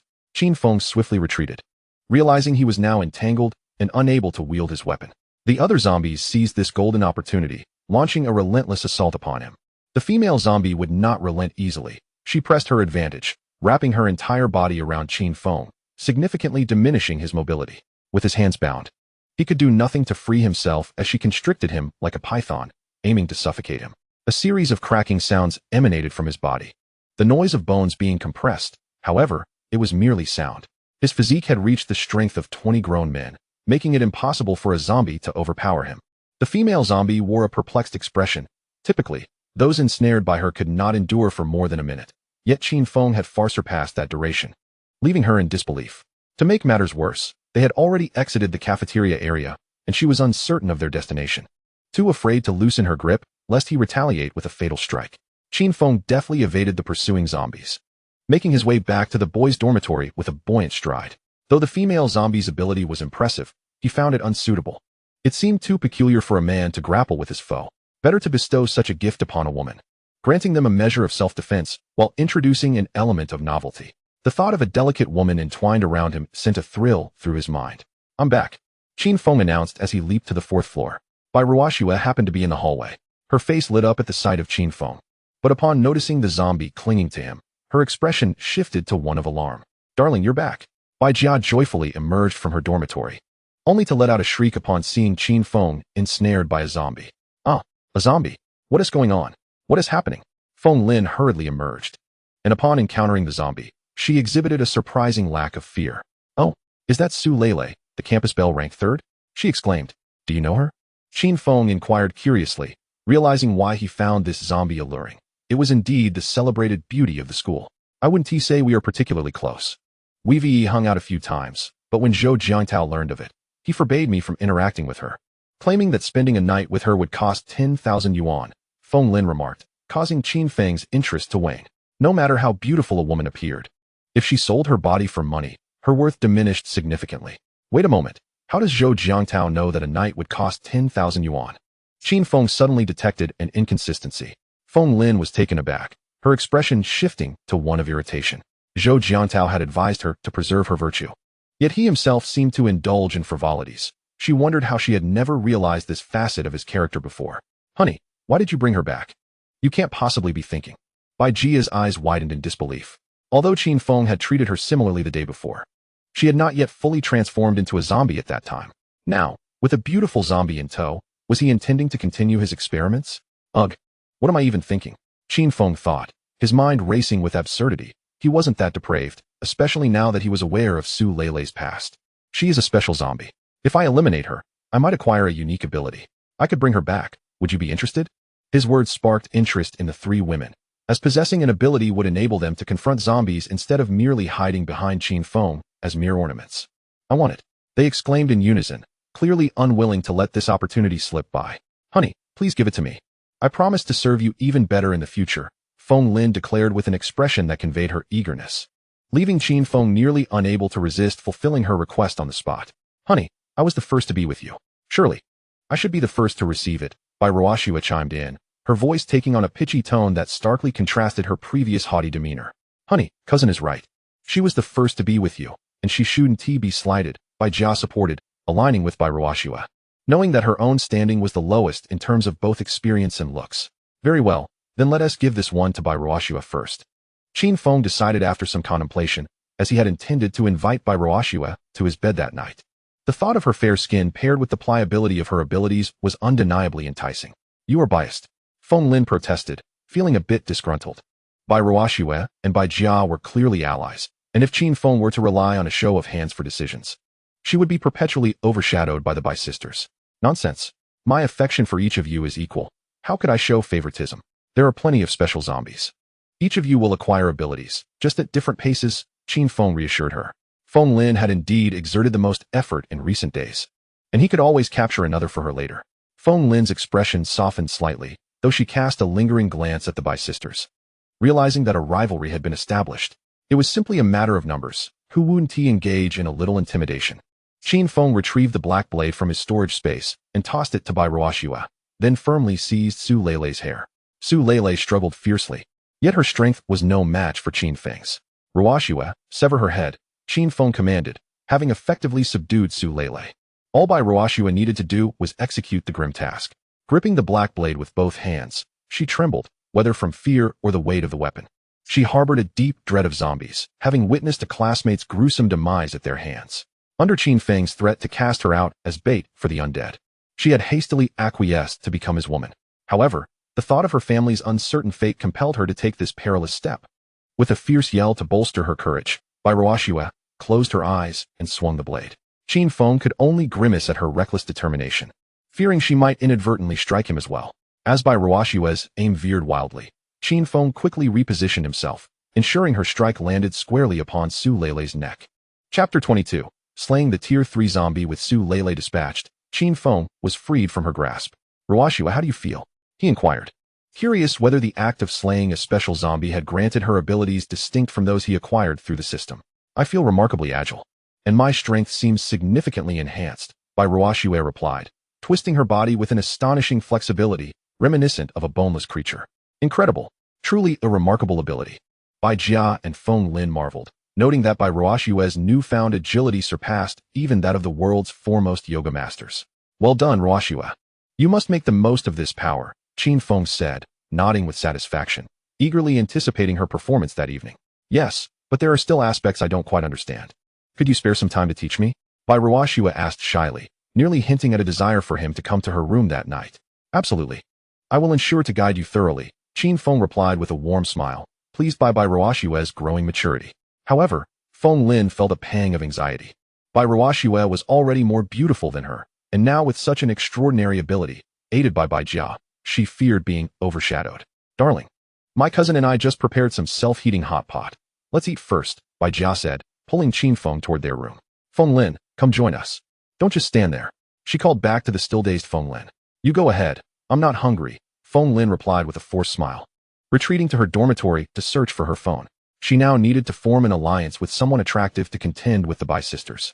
Having satisfied his hunger, Qin Feng returned to the cafeteria, where only a few zombies remained. However, as he approached, an unsettling sense of danger washed over him. He hurriedly retreated, employing his piercing gaze to discern the scene before him. To his dismay, he discovered that half of the remaining zombies were of a peculiar kind, while the other half might also possess unique traits, merely masquerading as ordinary zombies. Qin Feng felt an unsettling apprehension. The sheer number of special zombies within was perplexing. Previously, the overwhelming horde had rendered escape impossible, yet now, with only a few dozen zombies remaining, their reluctance to disperse was exceedingly strange. Where there is an anomaly, there lies a hidden truth. The more bizarre the situation, the more Qin Feng yearned to uncover the secrets of the cafeteria. Resolute, he stepped inside. A deafening roar erupted as all the zombies shrieked in unison, as though Qin Feng had committed an unforgivable transgression. Rocks, fireballs, and icy spikes came hurtling toward him, causing his scalp to tingle with alarm. Instinctively, he activated his invisibility spell. The zombies, perplexed by his sudden disappearance, scanned their surroundings in search of him. Qin Feng sighed in relief. The invisibility spell proved invaluable. As he ventured further, he discovered dozens of bags of flour and rice, along with a cold storage filled with various vegetables and meats. He swiftly collected these provisions into his storage space, also pilfering an assortment of cookware. Consuming instant hot pot and noodles daily had grown tiresome, and he welcomed the opportunity to enhance his meals. After gathering the supplies, he found nothing particularly unusual and resolved to explore the second floor of the cafeteria. With only half a minute left of invisibility, he planned to take a quick glance before departing, intending to return the following day if necessary. Upon ascending to the second floor, Qin Feng was astonished by the sight that greeted him. A colossal cocoon at the center, surrounded by 4 zombies, 2 men and 2 women, standing motionless like statues.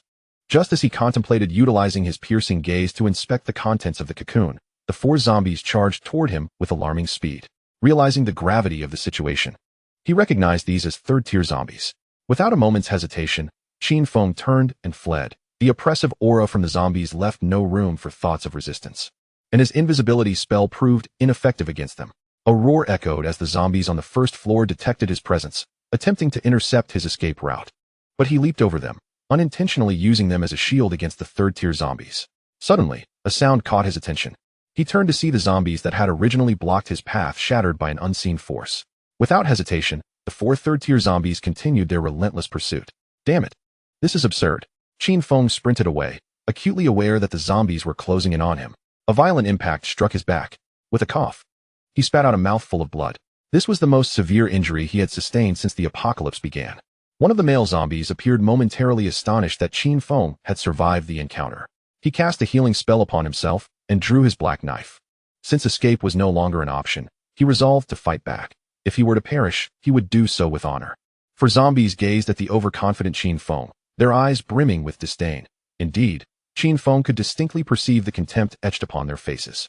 Just as the 4 zombies were poised to strike him down, their expressions shifted dramatically as they all sprinted towards the cafeteria. Although Qin Feng was oblivious to the cause of their sudden retreat, he recognized this as fortuitous opportunity. Channeling his entire strength, he swung his blade towards the slowest female zombie's neck. The impact reverberated through Qin Feng's arm, leaving it numb. He was well aware that he was targeting the neck, yet it felt as unyielding as steel. He could only imagine the hardness of the rest of her body. The female zombie roared in fury, astonished that the Qin Feng they had deemed beneath them had managed to wound her. Qin Feng exerted all his might, but the black blade became lodged at the midpoint of her neck, refusing to penetrate further. The female zombie grasped the blade, and an inexplicable chill enveloped Qin Feng. Despite the bright sunshine, he felt an icy coldness creeping in. From the moment the female zombie grasped the blade, an overwhelming frostiness surged forth. freezing everything from the blade to his hand. Ice-type abilities. A sense of despair washed over Qin Feng. Despite unleashing all his power, he was unable to vanquish a Tier 3 zombie. The disparity between Tier 2 and Tier 3 was astronomical. The notion of defeating higher-tier foes in novels was evidently a fallacy. Just as the female zombie prepared to encase Qin Feng in ice, she felt a searing sensation at her neck. Even the ice that had ensnared the black blade began to melt, leaving her momentarily bewildered. Hope reignited in Qin Feng's eyes. It appeared that the burning damage from his Tier 2 black blade was particularly effective against the female zombie, granting him a fighting chance. He commenced another assault. Yet the female zombie clutched the blade tightly, denying him the opportunity to behead her. The physical strength of a Tier 3 zombie was formidable, at least equivalent to that of 30 adult men. Die! Qin Feng bellowed, and the female zombie braced herself for resistance, believing that as long as she held onto the black blade, she could outlast him. Suddenly, she felt her grip loosen. The black blade had vanished. An excruciating pain radiated from the opposite side of her neck. Qin Feng had merely feigned his shout. In an instant, he retracted the black blade into his storage space and struck at the other side of the female zombie's neck. The female zombie finally succumbed to fear. Yet she found herself unable to move, for she had already been decapitated. Congratulations, host, for slaying a Tier 3 zombie and acquiring Tier 3 ice-type abilities. Chapter 23. Movement. The tongue has stirred. Ice Spike. Conjures sharp ice spikes that can swiftly pierce targets, inflicting physical damage. Their hard texture and sharp tips can easily penetrate numerous objects. Frozen Binding. Releases a chilling aura from both hands, freezing anything it touches, rendering it immobile. Gasping for breath. Qin Feng reflected on the recklessness of his recent endeavor. Fortunately, the outcome was favorable. Not only had he acquired Tier 3 ice-type abilities, but he had also obtained 2 formidable skills. However, the toll was significant. He found himself drained of energy, and the wound on his back still throbbed painfully, lingering even after employing healing magic. Qin Feng yearned for a moment of respite, yet he dared not indulge himself. The prospect of encountering other third-tier zombies loomed ominously. With this apprehension weighing heavily on his mind, he pressed onward, hastening toward the dormitory building. Shortly after his departure, 3 third-tier zombies, seemingly having concluded their prior business, arrived on the scene. Their fury ignited upon discovering the female zombie had been slain. They scoured the vicinity, but, unable to locate Qin Feng, were compelled to return to the cafeteria, burdened with the lifeless body of the female zombie. Meanwhile, Bai and Bai Ruoxue were engrossed in an idle drama within the confines of their dormitory, reveling in the fleeting luxury of electricity and signal. They were acutely aware that once the power ceased, their enjoyment would vanish. Feng Lin reclined on her bed, a smile gracing her lips as she read a message on her phone.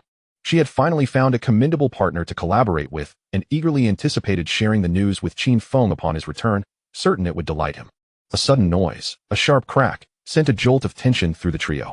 Having survived encounters with flying zombies, they remained on edge even during their leisure. Clearly, the sound emanated from the outer corridor. Someone, or perhaps a zombie, had ascended to the 4th floor. Bai Ruoxue swiftly dialed Qin Feng's number, only to be met with the sound of his phone ringing outside. Sighing in relief, she and Bai Jia rushed to the door, only to find Qin Feng sprawled on the ground. "Darling, what has happened to you?" they exclaimed, their concern palpable. They hurried to assist him, inspecting his injuries. While his body bore no significant wounds, a circular gash, approximately 10 centimeters in diameter, marred his back, releasing an unsettling aroma reminiscent of roasted meat. With a creak, Feng Lin opened the dormitory door, wielding a steel pipe for protection. "Darling, what has befallen you?" she cried, abandoning her makeshift weapon as tears streamed down her face. Rushing to Qin Feng's side. "Enough with the tears, let us get him onto the bed," Bai Ruoxue urged anxiously. Bai Jia and Feng Lin immediately sprang into action, and together, the 3 women hoisted Qin Feng back to the safety of the dormitory. What could have caused such grievous injuries? Feng Lin pondered, her fear evident as she gazed at the wound on Qin Feng's back. In their eyes, he was invincible. The severity of his condition hinted at a truly formidable adversary. "What shall we do? We lack medical supplies and possess no knowledge of how to aid him. We are utterly helpless." Bai Jia fretted, pacing restlessly, desperate to take action, yet unsure of how to proceed. "Do not panic. Does not my husband possess healing abilities? Once he awakens, he shall surely be fine." Bai Ruoxue attempted to reassure Feng Lin and Bai Jia, though whether she sought to comfort them or herself was uncertain, as she remained the most composed among them. "What if, just what if, he does not awaken?" Feng Lin voiced her fears, the suddenness of the crisis overwhelming. Just moments ago, she had contemplated introducing Qin Feng to new companions, and now he lay unconscious, teetering between life and death. There is no what if, Bai Ruoxue declared resolutely, locking her gaze upon Feng Lin as she tightly grasped Qin Feng's hand. He will surely awaken. Feng Lin curled her lips, remaining silent. She understood that uttering such words was inauspicious, yet if Qin Feng were to perish, they would still need to devise a means to survive, wouldn't they? Beside the dormitory building, a supermarket stood empty, and a group of individuals gazed despondently at its desolation. It was inconceivable. How could such an abundance of goods vanish so swiftly? Wang Tengfei exclaimed in disbelief, having boldly promised his colleagues a sumptuous meal, only to find himself embarrassed by the outcome. Teacher Wang, it seems this place has already been claimed. Where shall we go now? Inquired a bespectacled man with a receding hairline. His spirits dampened by the risk of encountering zombies for a fruitless excursion. Humph, what happened to your grand promises of a feast? Now look at you, dumbfounded, remarked a plump female teacher clad in loose attire, who had opposed the outing from the start, conveniently placing the blame on Wang Tengfei. Ani, Teacher Wang was only thinking of our well-being. We could not have anticipated such a situation. We must not hold him accountable. Countered a strikingly beautiful teacher dressed in a fitted black professional skirt, forming a stark contrast to Ani's earlier remarks, which warmed Wang Tengfei's heart. If Qin Feng were present, he would surely be delighted, for Yan Lily's beauty undoubtedly surpassed an 80 on any scale. Lily, rest assured, I will ensure you all dine and drink well. No one shall go hungry, Wang Tengfei declared promptly, for Yan Lily was the object of his secret affection. His willingness to lead the group in search of sustenance was motivated by the desire to win her favor, as long as she supported him. The rest of the world could remain indifferent. I just realized that the nearest dormitory is likely where they have taken the supermarket as provisions. Wang Tengfei's intellect was still intact, and he immediately thought of the boys' dormitory. Indeed, time is of the essence. Let us proceed there at once. The bespectacled man brightened at Wang Tengfei's suggestion, finding it quite reasonable. The group then set off toward the boys' dormitory. At 5:30 in the afternoon, Qin Feng remained unresponsive. The three women consumed the last of their self-heating hot pot and bread. Typically, Qin Feng left only a day's worth of food, and should he not awaken after this, they would face hunger the following day. Let us give him some water. It's been half a day, and I suspect he is thirsty, Bai Ruoxue said as she opened a bottle of mineral water, slowly dripping it into Qin Feng's mouth. You're too slow. Allow me to demonstrate, Feng Lin interjected. Pushing Bai Ruoxue aside and mouth-to-mouth feeding Qin Feng a sip of water. Sister Feng is quite skilled, Bai Jia remarked, unsure whether her praise was genuine or laced with sarcasm. He moved. My husband is moving, Feng Lin exclaimed suddenly with excitement. What? Did he awaken? Bai Ruoxue and Bai Jia turned their eager gazes toward Qin Feng, but he showed no sign of response. Feng Lin, you are exaggerating. Where has he moved? Bai Jia and Bai Ruoxue looked at Feng Lin with indignation, feeling as though she was toying with them. Why would I deceive you? My husband truly moved his tongue just now, Feng Lin asserted with conviction. Bai Ruoxue and Bai Jia exchanged glances, somewhat at a loss for words. However, the fact that his tongue had moved was a promising sign. Perhaps he would awaken soon. Then continue to feed him, do your utmost to rouse him, Bai Ruoxue urged, recognizing that this was not the time for jealousy. It was essential for Qin Feng to revive. Without him, their survival was precarious at best. Chapter 24. Corrosive abilities. On this note, I can already smell the enticing aroma of self-heating hot pot. Ani exclaimed joyfully, having gone several days without food. The tantalizing scent was almost unbearable. What are we waiting for? Let us hurry upstairs. We might just arrive in time for a meal, Wang Tengfei replied with enthusiasm. Finally feeling a sense of vindication, envisioning a future filled with delicious food and the admiration of Yan Li. However, upon reaching the third floor, they were taken aback to find the staircase leading to the fourth floor was missing. What is going on? Isn't this destruction of school property? A bespectacled man with a receding hairline, Ma Xiang, frowned, being the most senior among them. Indeed, damaging the stairs is unacceptable. We must educate them later. Wang Tengfei concurred, aligning himself with Ma Xiang. Isn't this action intended to prevent zombies? I believe they are quite clever, Yan Li countered, holding a divergent view. The purpose of the school is to educate. If they cannot even safeguard their lives, what is the value of protecting school property?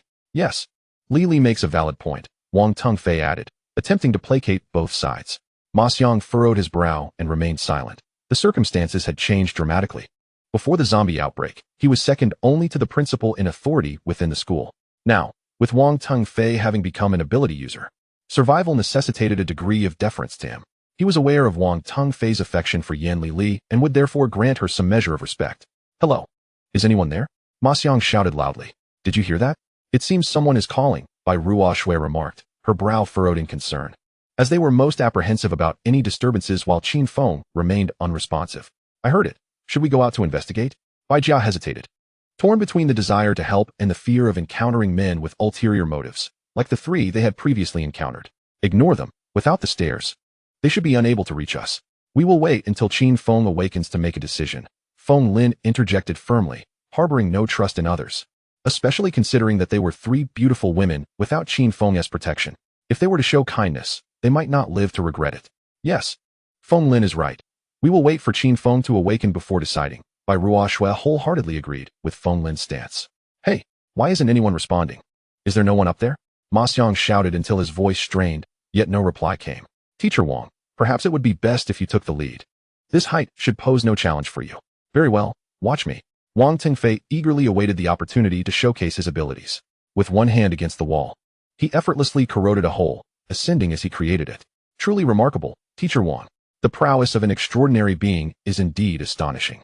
The cheers from below left Wang Tengfei feeling elated. It was fortunate for him that the apocalypse had elevated his status. As Wang Tengfei surveyed the fourth floor, he noted the pristine condition of the corridor, suggesting that it was inhabited.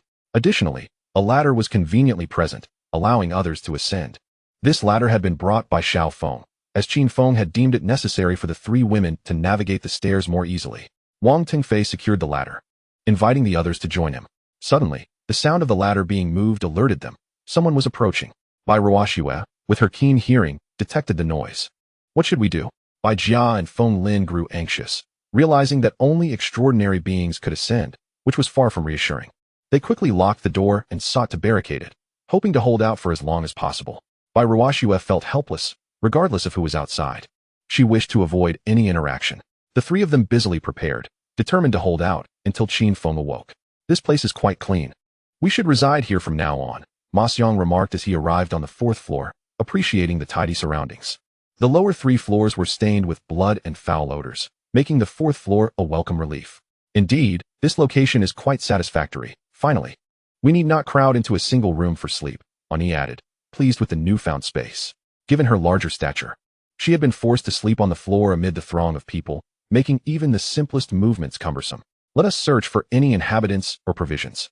I can already sense something delicious on this floor. Soon enough, they discovered that Bai Ruoxue and her companion's room was locked. Knock, knock, knock.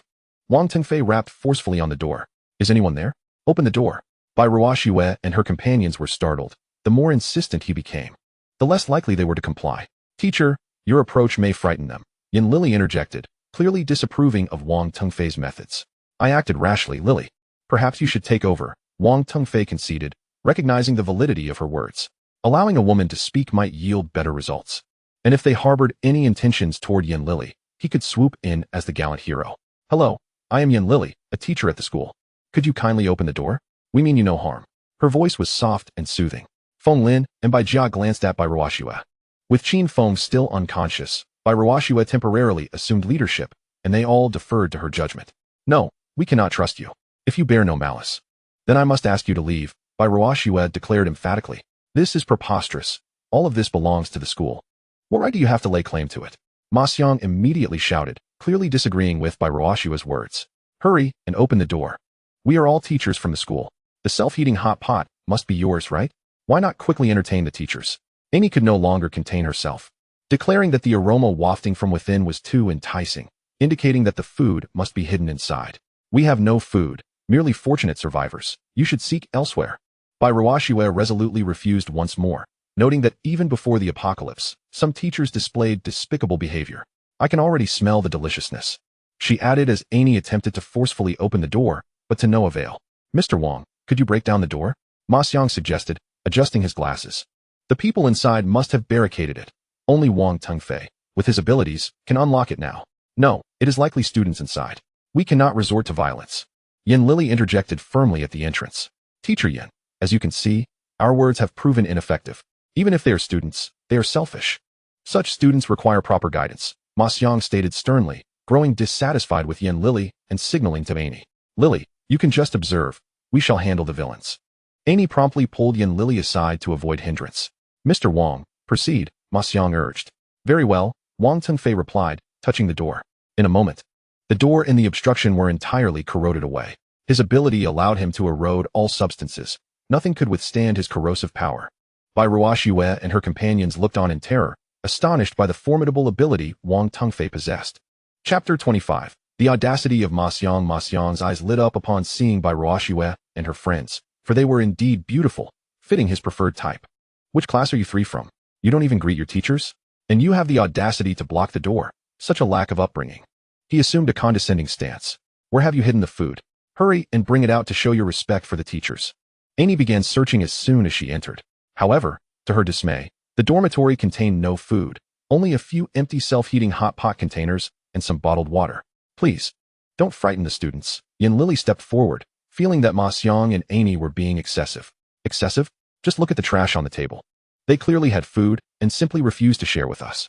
Amy exclaimed, holding up a hot pot container that still bore some warmth, indicating it had been eaten not long ago. Dear teachers, this space is limited, and you can see for yourselves, we truly have no food left. Bai Ruoxue said with a frown, feeling irked by Amy's insinuations as if they owed her something. Humph, how can we be sure you aren't hiding it? Amy scoffed before continuing her search, even inspecting the restroom. When she returned, her face was ashen, confirming Bai Ruoxue's assertion. There was indeed no food left. Why are you blocking the door when there is nothing to eat? Are you simply idle? Annie was furious. It felt like a wasted trip. Then she noticed Qin Feng lying on the bed. TSK, TSK, TSK, how shameful for you to have 3 women and 1 man in the same room. You truly tarnish the school's reputation and bring disgrace to women. What a shameless display. Hey, keep your mouth clean. Don't think you're important just because you're a teacher. Feng Lin couldn't hold back any longer. Although the 3 women had indeed become Qin Feng's partners. What business was it of Annie S. to criticize them? How dare you speak to me like that? Annie could no longer contain her anger and rolled up her sleeves, ready to teach Feng Lin a lesson. Bai Ruoxue fixed her gaze on Wang Tengfei, the only one among the teachers with special abilities. If a fight broke out, he must be dealt with first. Annie, don't be impulsive. This male student is clearly injured. Look at his pale complexion. Yin Lily intervened just in time to prevent the situation from escalating further. All right, this is not the time for infighting. We should unite to face this crisis. It's getting late. Let us rest here for the night. I trust my classmates' one-team mind, Ma Xiang said with a smile, exuding an air of harmlessness. I concur with Teacher Ma. Visibility is poor at night. We should stay here for now and plan for tomorrow, Wang Tengfei echoed, as he was the only one with abilities among them, and venturing out at night would be perilous. Bai Ruoxue and her companions had nothing to say. Even if they wished to oppose, their voices would likely go unheard. Humph, consider yourselves fortunate, Annie said as she hurriedly grabbed some bottled water, with no food. Water would have to suffice. The group immediately rushed forward to share the water, leaving only Yin Lily unmoved. Bai Jia attempted to intervene, but Bai Ruoxue held her back tightly. This was the best outcome they could hope for. At least no one had been harmed. Don't blame them. They are just as hungry, Yin Lily explained to Bai Ruoxue and the others. Though she too was starving, she would not take anything without their consent. Bai Ruoxue was somewhat surprised. It seemed there were indeed good people among the teachers. She thought that once Qin Feng awoke, it would be nice to take Yin Lily in as a sister. Lily, I've grabbed quite a bit of water. Would you like me to share some bottles with you? Wang Tengfei immediately began to ingratiate himself after securing the water. No, let us go. We shouldn't disturb them any longer. As the group departed in search of another clean dormitory to rest, Bai Ruoxue finally breathed a sigh of relief. Her ability was merely flexibility. She likely wouldn't be a match for Wang Tengfei's corrosive powers. Thankfully, they had not acted excessively. How absurd. They call themselves teachers yet behave like thieves, stealing our water. Feng Lin exclaimed in anger, swearing in frustration. Once Qin Feng awakened, she would ensure they received their due lesson. Indeed, they even damaged the door, and then they just left. Bai Jia was equally furious, questioning how such people could be deemed fit to be teachers. 2 individuals voiced their grievances, subsequently casting forlorn glances at Qin Feng. If he were awake, they mused, he would never allow them to endure such indignities. In the dead of night, the door to a dormitory creaked open, and a figure stealthily entered the room occupied by Bai Ruoxue and her companions. Bai Jia and Feng Lin had already retired for the night, while Bai Ruoxue sat beside Qin Feng, keeping him company. Due to the damaged door and her mistrust of the teachers, Bai Ruoxue had proposed that they take turns keeping watch, and it was her turn at that moment. Bai Ruoxue sensed an approaching presence and immediately called out. Feng Lin and Bai Jia awoke with a start. Their sleep had been light, and they dared not slumber deeply. Fear not, I am Ma Xiang. You may call me Teacher Ma, the man at the door announced, surprised to find anyone still awake, his gaze unabashedly scrutinizing the 3 young women. Teacher Ma, what brings you here at such an hour? Bai Ruoxue inquired, furrowing her brow, instinctively aware that this visit could not bode well. Oh, the night is long and sleep eludes me. I wondered if any of you might wish to engage in conversation, Ma Xiang replied jovially. Having charmed numerous university students before the apocalypse, he found himself stifled in recent days, and encountering 3 such beautiful university students was simply irresistible. However, his words were met with disdainful glances from Bai Ruoxue and her friends, who would wish to converse with a middle-aged man in the dead of night. Was he seeking paternal affection? If anyone is willing, we could take her with us when we leave. As you can see, we have a formidable ability user among us. It is far preferable to waiting here for death, Ma Xiang proposed, sensing their indifference and swiftly promising them a grand vision. In his estimation, Bai Ruoxue and her companions were merely waiting to perish, and he believed that painting a tantalizing picture would entice them to comply. Yet, much to his disappointment, the 3 remained unmoved. Then wait for death, you shall. Just as he prepared to turn away, a voice broke the silence. I am willing. Ma Xiang's spirit soared. At last, someone had expressed interest. However, he soon realized something was amiss, for the voice belonged to a man. Qin Feng sat upright, a mischievous glint in his eye as he addressed Ma Xiang. You truly are audacious, daring to covet another man's woman. You have chosen the path to your demise. Darling, you're awake.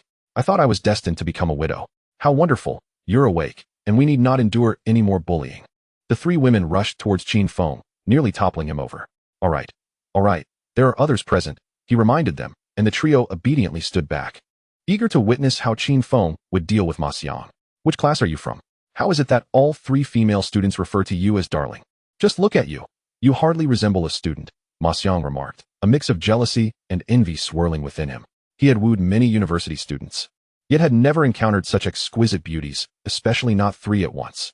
And what, may I ask, does a student look like? As Qin Feng spoke, he retrieved a loaf of bread from his storage space and began to eat, having been starved after such a prolonged period of unconsciousness. Ah, so you truly have food, exclaimed Ma Xiang, his eyes widening at the sight of the bread in Qin Feng's hands. Chapter 26. A word of caution for the next life, my dear classmate. Do you have any more to spare? Please, do not be so selfish. Share with your teachers and fellow students, Ma Xiang implored, swallowing hard. Water alone would not quell his hunger, and had he not secretly stashed away some beef jerky, he would have surely succumbed to starvation by now. Indeed, I possess plenty of food, but why should I share it with you? Qin Feng replied, producing yet another loaf of bread. I am the most esteemed professor at this institution. As long as you ensure I am well fed, I can assist you in your aspirations for graduate studies or even a doctorate, Ma Xiang declared, immediately reaching for the bread in Qin Feng's hand. However, Qin Feng took a hearty bite, forcing Ma Xiang to awkwardly retract his hand. That sounds appealing, yet it serves little purpose. Are graduate students immune to zombies? Or are PhD candidates safe from them? Or perhaps, dear professor, you believe yourself to be invulnerable? Qin Feng scoffed, dismissing the relevance of academic titles in the face of such threats. You are mistaken. Zombies will eventually be eradicated. When that time comes, your higher education will elevate you above others in politics or business, Ma Xiang replied, brimming with pride. If not for these wretched zombies, his status as a professor would guarantee him a life of luxury, albeit with some assistance from his family. Given that the teacher has expended so much effort, shouldn't you offer him some sustenance? Ma Xiang insisted. Very well. Qin Feng waved his hand, conjuring instant noodles, self-heating hot pots, bread, and an assortment of snacks before Ma Xiang. This is your supernatural ability? It is truly remarkable. Ma Xiang gasped, his eyes wide with astonishment. This was the kind of power one would expect in a post-apocalyptic world. A glance at Qin Feng, then at Wang Tingfei, revealed that without comparison, one could not appreciate the true value of ability. Mere corrosion was of little use. What is this? How can you claim to be more formidable than a professor? I just heard you mention having trouble sleeping tonight. Which one do you fancy? Qin Feng asked, gesturing towards Bai Ruoxue and the others, feigning deference to Ma Xiang. I think they are all quite appealing, but if the classmate does not mind, I would choose her, Ma Xiang said cheerfully, pointing at Bai Ruoxue. Suddenly, with a thud, Ma Xiang's right hand fell to the ground, and he failed to comprehend the situation. You really dare to make a choice? Qin Feng grinned, holding a black blade and gazing at Ma Xiang with amusement. Ah, my hand, Ma Xiang cried out, staring at the vanishing appendage and the searing pain. Finally realizing the gravity of his predicament, Bai Ruoxue and her companions felt a sense of relief. One could not deny that Qin Feng had a unique talent for dealing with others. Help! They are killing me, Ma Xiang shouted desperately, his earlier composure shattered. Darling, one of them possesses a supernatural ability, corrosion. The door to the dormitory was corroded away by him. Please be cautious. Bai Ruoxue warned. Do not worry.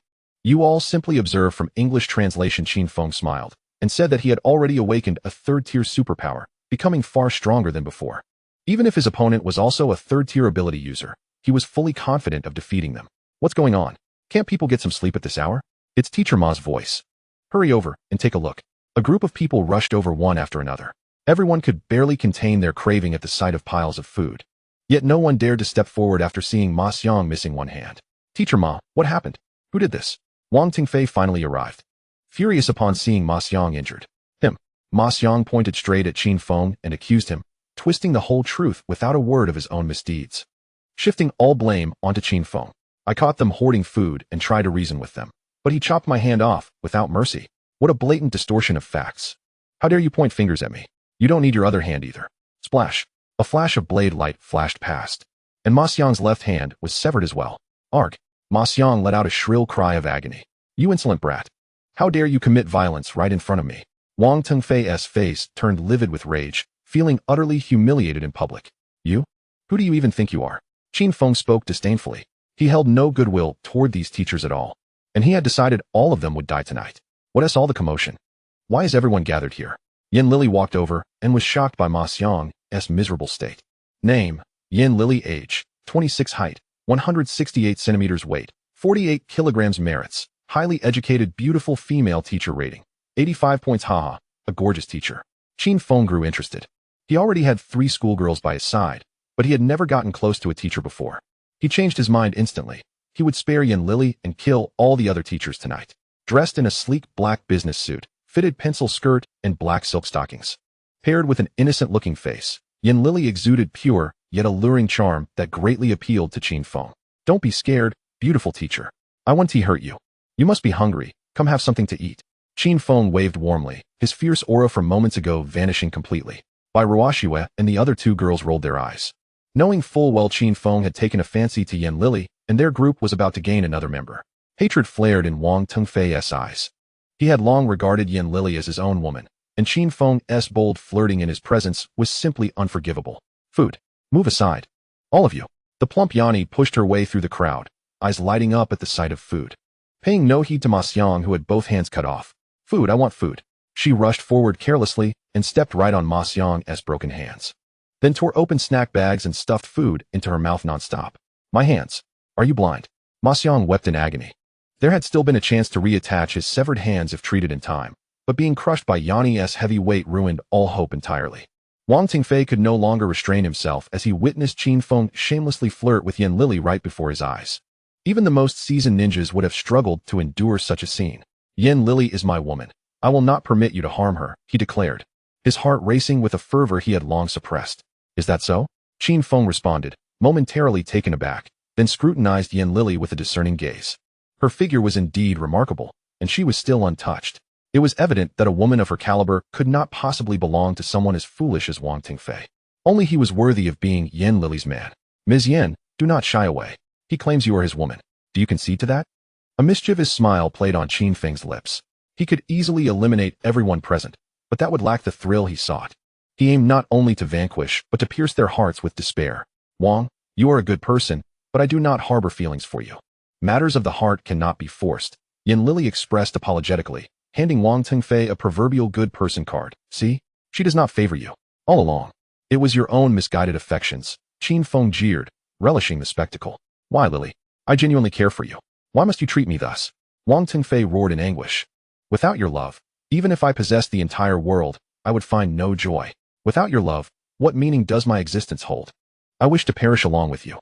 In a fit of despair, Wang Tengfei's hands corroded the ground, intent on collapsing the dormitory and burying them all beneath the ruins. The onlookers were struck with disbelief. They had not anticipated Wang Tengfei's infatuation would drive him to such extremes. With a swift stroke, Qin Feng dispatched Wang Tengfei. His role now complete. Who shall be next? He inquired, brandishing his dark blade as he surveyed the remaining teachers. Please, spare us. We are willing to serve you in any capacity, they pleaded. We have done you no wrong. It was all Wang Tengfei and Ma Xiang's idea that brought us here. Those remaining quickly sought to align themselves with Qin Feng, recognizing the peril they faced after witnessing his effortless dispatching of Wang Tengfei. Begone, begone. Your presence sullies my blade. Yin Lily stays. Qin Feng waved dismissively. The trio of Bai Ruoxue appeared so fatigued that they could hardly keep their eyes open. Killing them would only taint his weapon. Let them go feed the zombies. Thank you, thank you. The remaining teachers scurried away, anxious to avoid incurring Qin Feng's wrath.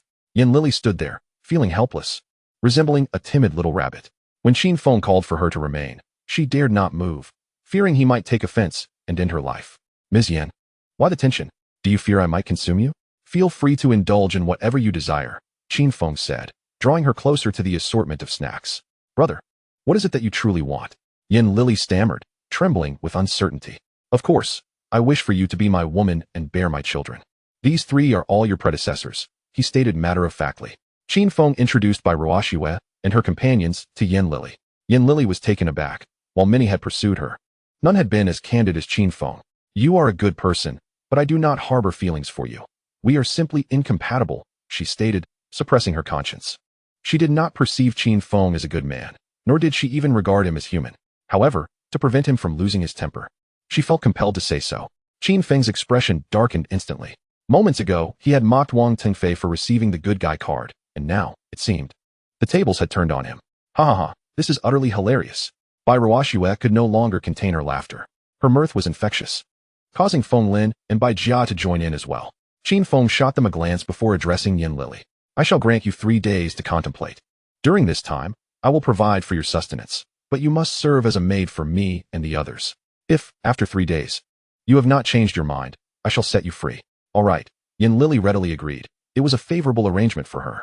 Serving others posed little difficulty, and it included meals and lodging, far preferable to being pursued by zombies while starving outside.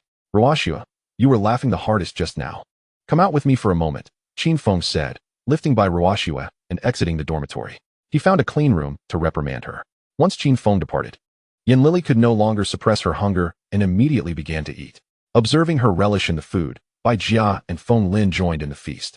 Half an hour later, the three, having satisfied their appetites, began to converse. So, you are all reluctantly involved with Qin Feng? Why not escape? Yin Lily exclaimed.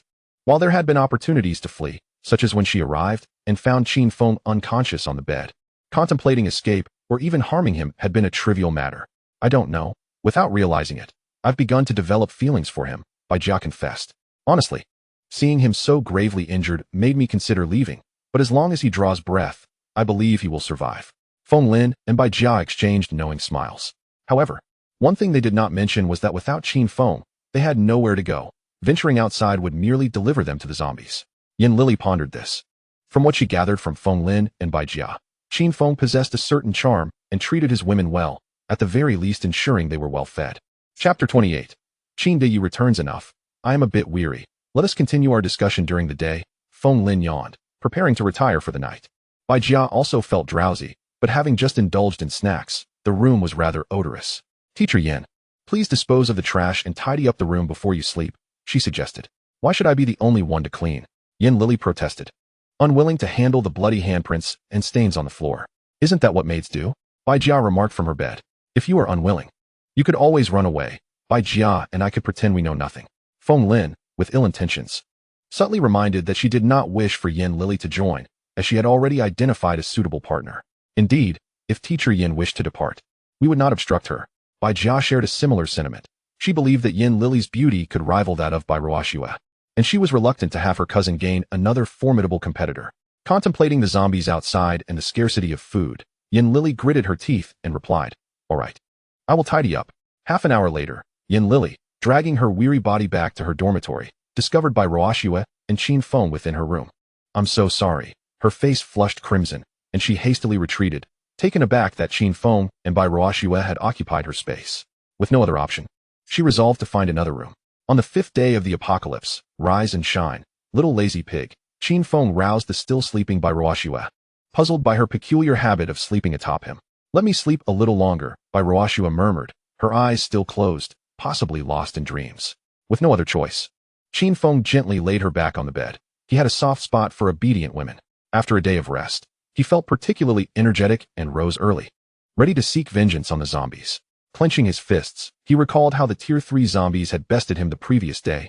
Today, he was determined to reclaim his honor and perhaps discover useful abilities for Feng Lin and Bai Jia. As he exited his room, He noticed Bai Jia and Feng Lin were still asleep. The damaged door allowed him a glimpse. However, what of Yan Lili? Had she fled? Using his enhanced vision, Qin Feng spotted a locked door, indicating that Yan Lili retained some caution. Nonetheless, it would pose no challenge for him. With a gentle exertion, he effortlessly removed the locked door. Yan Lili, rise and shine, he called, but received no response. She appeared to be in deep slumber. Approaching her, he pinched her nose playfully. Before long, Yan Lili opened her eyes, gasping, "What are you doing?" She pushed his hand away, her expression a mixture of alarm and confusion. "Stop it. Get dressed. I need to discuss something with you," Qin Feng instructed, though his gaze could not help but linger on her graceful form. "Ah, get out." Yan Lili's face blushed deeply as she suddenly remembered her state of undress, unsure where to cover herself. "What are you so shy about? You are nearly 30. Soon you'll be an old maid," Qin Feng scoffed, stepping outside. After all, with his enhanced vision, he could view at any moment. Yan Lili's chest rose and fell rapidly, partly from anger at Qin Feng, but also with a lingering question. How did he know she was still a virgin? Had he done something to her? 10 minutes later, Yan Lili emerged, fully dressed. "Can you cook?" Qin Feng inquired. "I can only prepare some home-cooked dishes," she replied. Yan Lili hesitated for a moment before responding, uncertain as to why Qin Feng posed such a question. "As long as you can cook, that's sufficient. I need to step out for a while. Please take good care of my woman. Here are some ingredients. Feel free to experiment." With a wave of his hand, a small section of the cafeteria materialized before Yan Lili, accompanied by various kitchen utensils. "Is this also part of your special abilities? How many powers do you possess?" Yan Lili was somewhat taken aback. No wonder all the items from the supermarket had vanished. It must have been Qin Feng utilizing this ability to collect them. Qin Feng cast her a glance and replied, "That is not a question for a mere maid to ask." Yan Lili had no choice but to remain silent. After all, one must bow their head when under a roof. After indulging in instant noodles and self-heating hot pots for so many days, a taste of home-cooked meals would indeed be delightful. Most importantly, it was essential to ensure his woman's health so that she could bear plump and healthy children. Having given his instructions, Qin Feng departed, only to discover that the teachers from yesterday were residing on the 3rd floor below. But they had become surrounded by zombies and could not escape. Qin Feng chose not to interfere, without the protection of the ability user Wang Tingfei. These teachers would either be devoured by zombies or starve in their dormitory. "Your esteemed self has returned," Qin Feng shouted from the entrance of the cafeteria, simultaneously using his X-ray vision to survey the situation inside. The 1st floor of the cafeteria was devoid of zombies, while the 2nd floor housed only that cocoon and 3 third-tier zombies, along with a multitude of dried corpses. Qin Feng's pupils contracted as he noticed that the cocoon had grown larger since yesterday, and his X-ray vision was unable to penetrate its contents. The 3 third-tier zombies seemed to sense Qin Feng's presence and charged out swiftly. "Ice Spike!" Qin Feng raised his hand to unleash his 3rd-tier ability, then turned and fled. The zombies, infuriated by Qin Feng's audacity to use their companion's powers against them, yearned to devour him instantly. However, now that Qin Feng possessed 3rd-tier abilities, he was equally swift, and they could not keep up. Once Qin Feng had distanced himself, they were left with no choice but to return. "Damn those zombies. Your esteemed self has returned." Yet, as they ascended the stairs, Qin Feng began to taunt them again. The zombies pursued him once more, and he cast another ice spike before fleeing, repeating the entire sequence. After the zombies chased him for a distance, and then returned to the cafeteria, Qin Feng confirmed that these 3 zombies would not stray too far from the cocoon in their efforts to guard it, providing him with an opportunity. As long as he played the waiting game, he could eventually wear them down. "Your esteemed self has returned. Your esteemed self has returned," he yelled. Finally, after an indeterminate number of repetitions, the 3 zombies emitted a distinctive roar. Roar, roar, roar. It seemed as though the entire school of zombies had become agitated. Good heavens. They can even rally the horde?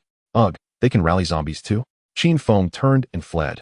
The number of zombies in the school was no fewer than 5,000. And even if 10 of them could merely scratch him, he would surely perish. The scattered zombies throughout the school suddenly converged, heading towards the cafeteria in unison. A zombie unleashed a fireball towards Qin Feng.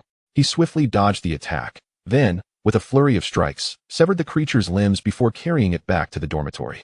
The fire-based ability was indeed impressive. One could never know when the power might fail, leaving electrical appliances useless. A potent ability was undeniably the way to go.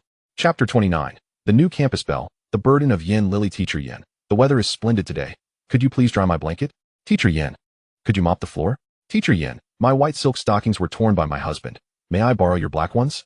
He adores stockings. Teacher Yan, is dinner ready yet? I feel as though I might starve. Yan Lili had been at the beck and call of 3 women all morning, and she suddenly felt that zombies were not so terrifying after all. The most outrageous was Bai Ruoxue, who audaciously requested her black stockings, claiming she had washed them thoroughly. Bai Jia, Feng Lin, do any of you desire this ability? Qin Feng returned to the 4th floor, dragging the zombie along, with a few others trailing behind him. Though they could not ascend, the women, upon hearing the commotion, rushed out. Even Bai Ruoxue, who had acquired an ability, was exceedingly curious. Husband, I want any ability. I don't care. Feng Lin exclaimed, her voice arriving before her presence did. Give it to me, dear husband, my cousin now possesses an ability. And I want one too. Bai Jia was the first to emerge, clinging to Qin Feng's hand in a playful manner. Husband, bestow it upon Bai Jia. She diligently served you last night, and as my cousin, she should not be neglected. Bai Ruoxue held on to Qin Feng's other hand, both women vying for his attention. Feng Lin furrowed her brow, realizing that if this continued, she would gain nothing. Only Yin Lily gazed at the zombie on the floor. Her freshly mopped floor was now sullied again. This is exhausting, let it be destroyed. Hold on, listen to me first. This ability is fire-based. And there will be others in the future. Perhaps the next one will be even better, Qin Feng continued, grappling with a dilemma. As all were his women, choosing one would be unjust to the others. I want it. The two women continued their dispute. Husband, I have a close friend who is also a campus belle. I've convinced her to be one of your women. Feng Lin unveiled her trump card, initially intending to reveal it later, but given the current uproar, she decided to disclose it now. Bai Jia and Bai Ruoxue were taken aback, never anticipating Feng Lin could go this far. Yin Lily's worldview shattered. It was one thing for a man to have 3 wives, but for one of them to act as a matchmaker was beyond her comprehension. Is that true? Ahem, I must speak fairly. Everyone has witnessed Feng Lin's efforts. So let her have the ability first. Qin Feng hesitated no longer.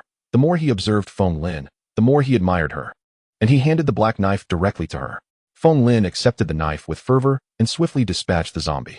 I have an ability now, Feng Lin exclaimed, as a fireball materialized in her palm. Bai Jia's heart was filled with a tinge of emotion. This was rightfully hers. Bai Ruoxue felt a pang of envy. For her own abilities were merely to please Qin Feng, lacking any practical application like the fireball. Yin Lili gazed at the fireball with a glimmer of longing in her eyes. If only she possessed such powers, she would not have to humble herself as a maid. Ahem, Feng Lin, where's that best friend of yours? Qin Feng inquired, growing increasingly impatient. If he were to add another campus beauty to his collection, he would have 3 of them as his women, a gratifying sense of accomplishment in completing his collection quest. She is trapped in the basement of Tian Supermarket, surrounded by zombies, and we need your help to rescue her, Feng Lin replied. As she extinguished the fireball, she realized that not only could she save her friend, but also gain an ability in the process. Truly a win-win situation. Tian Supermarket, you say? Qin Feng pondered. It was indeed a larger and more comprehensive supermarket. A visit there could not only replenish their supplies, but also potentially net him another woman. 2 birds with 1 stone. However, with the zombie outbreak, it would be prudent to wait until things quieted down before taking action. Suddenly, a burnt smell wafted through the air. Oh no, my braised pork! Yin Lili exclaimed, dashing into a room she had transformed into a kitchen. She is quite capable, Qin Feng mused, observing how each dormitory had been tidied up, acknowledging that Yin Li was indeed an exemplary maid. Husband, if she can do it, so can we. Feng Lin retorted defiantly, ready to stir the pot. Qin Feng shot her a glance, as if the wheels of mischief were already turning. She was quite the little vixen. The meal is ready, everyone, Yin Lili announced, bringing out dish after dish. Hooray, it's finally time to eat. Bai Jia exclaimed with joy, having grown weary of instant hot pots and noodles. The group washed their hands in preparation for the meal, while Yin Lili busied herself, serving rice and dishes. Bai Ruoxue and the others offered to help, but Qin Feng stopped them, reasoning that since Yin Lili chose to be a maid rather than his woman, she might as well indulge in her role. Here's the last dish of braised pork, though it may be a tad burnt. Please bear with it, Yin Lili said with a cheerful smile as she presented the final dish, noticing that the other dishes had already been nearly devoured. Teacher Yin, your cooking is truly exceptional, they praised. Indeed, Teacher Yin, your skills surpass even those of our family chef. It's delicious. I wish I could eat your meals every day, Bai Ruoxue and the others complimented, with Bai Ruoxue, a rich heiress, clearly impressed by Yin Li's culinary talent. As long as you enjoy it, Yin Li responded, forcing a smile. In her mind, meals were meant to be shared by all, yet she had toiled from beginning to end, and they had not waited for her, nearly finishing the dishes without her. Oh well, she thought, who told her to be the maid? She could only console herself this way. Just as she was about to take a seat, Qin Feng spoke up. What do you think you are doing? Is that your place to sit? Yin Li froze, too intimidated to take her seat. You are a maid, and it is your duty to serve both me and my woman. Only after we have finished our meal may you partake. Qin Feng continued to challenge her, doubtful of her endurance.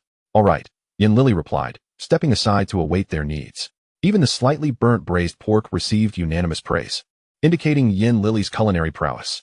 However, she herself had not tasted a single bite, and while others indulged in leisure after their meal, she was left to clean the dishes. With a sense of grievance, Yin Lily scrubbed the plates, tears quietly falling. She had never been subjected to such treatment before. Crying? Qin Feng's voice broke through. Who was crying? Only a fool would cry. Yin Lily wiped her tears, forcing herself to cease. If you reconsider now, I would readily agree. Qin Feng remarked with a smirk, noting her stubbornness, which explained why at the age of 26 she remained without a partner.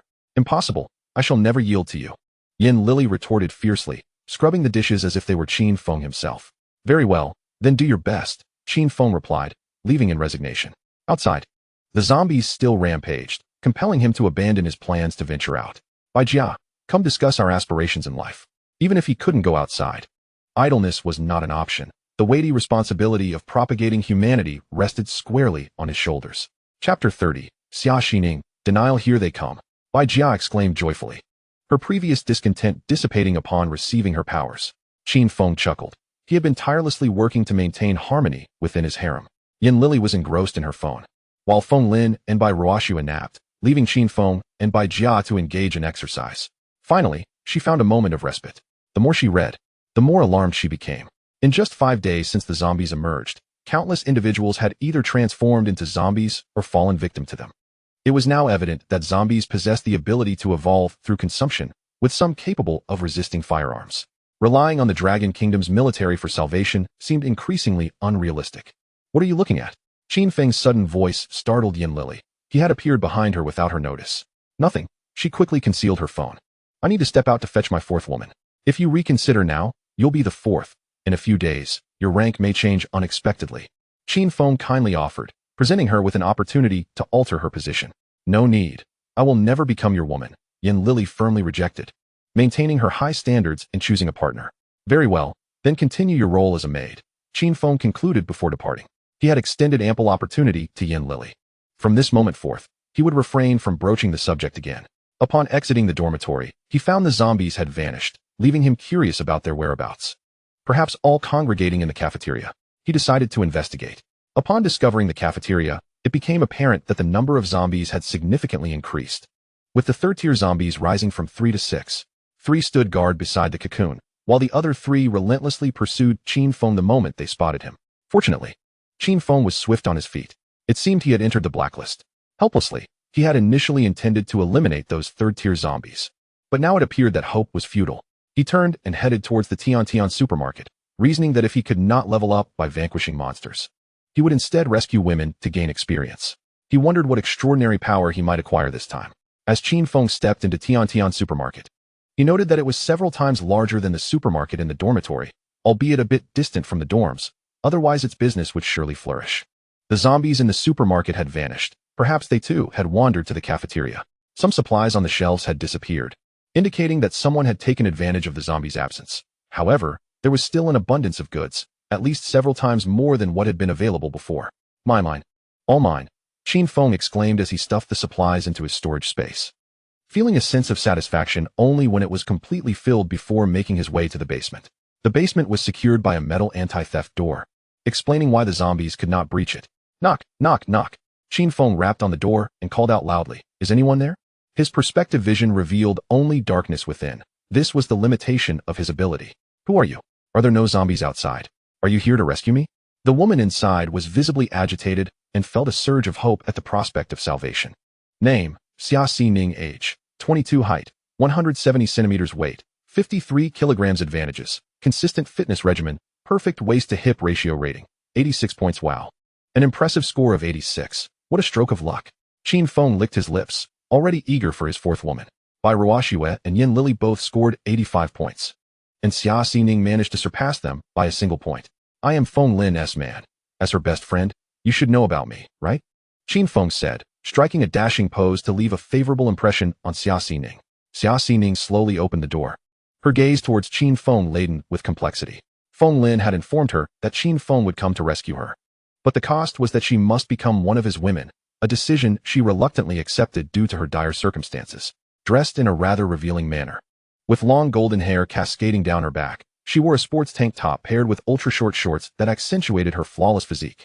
With defined abs and muscles that did not detract from her beauty, she truly embodied an 86-point goddess, her exquisite features complemented by her stunning figure. "Are you an athlete?" Qin Feng inquired, unable to restrain his curiosity, as Xia Xining's physique clearly indicated years of dedication to fitness. "Yes," she responded coldly, seemingly reluctant to engage in conversation with him. Upon confirming the absence of zombies outside, she hurried to the supermarket shelves, tearing open a bag of snacks and beginning to eat. Qin Feng did not take offense, having been trapped in the basement for so long. He understood her silence stemming from hunger. "Take your time eating, don't choke," he advised. Qin Feng handed a bottle of water to Xia Xining. Without hesitation, she accepted it and drank eagerly until she was satiated, finally pausing only after a hearty belch. "Have all the zombies been vanquished? Why is there not a single one left?" Xia Xining inquired with a hint of confusion. Even if Qin Feng possessed the prowess to eliminate them, there should still be remnants of their bodies. Yet, it seemed as if the zombies had vanished into thin air, leaving no trace behind. They might have all gone to the cafeteria. Perhaps there's food being served there, Qin Feng pondered aloud. Indeed, most of the zombies in the school had congregated in the cafeteria, though there were reasons behind this that he suspected Xia Xining would not believe if he revealed them. "So you just waltzed over here, untouched by any zombies?" Xia Xining exclaimed, her eyes wide with disbelief. "Indeed, is there a problem with that?" Qin Feng replied nonchalantly. At that moment, Xia Xining felt a pang of regret. Had she known the zombies would simply disappear, she would never have agreed to Feng Lin's conditions. It seemed too advantageous for Qin Feng to merely knock on her door to win her over. She even began to suspect that Feng Lin and Qin Feng were in cahoots, knowingly withholding the truth about the zombie's departure just to ensnare her into becoming Qin Feng's woman. "Thank you for rescuing me. If there's nothing else, I shall take my leave," Xia Xining stated, attempting to flee, only to have her hair grasped firmly by Qin Feng. "What are you doing? Let go," she exclaimed in pain, taken aback by Qin Feng's swift reaction. "You wish to leave just like that? Feng Lin told me that you would agree to be my woman before I came to your aid." Qin Feng's expression grew increasingly frosty. He detested deceit and those who did not honor their word. "Rescue me? Are you joking? You merely knocked on the door and consider that a rescue? If I had known there were no zombies outside, I wouldn't have needed you to knock." Xia Xining made it clear that she had no intention of acknowledging his claims, unaware that it was indeed Qin Feng's influence that had caused the zombies to disperse. "Very well, you're pushing your luck," Qin Feng declared as he hoisted Xia Xining over his shoulder and began striding towards the dormitory. "Let me go? What do you think you're doing?" Xia Xining protested, struggling in vain against his superior strength.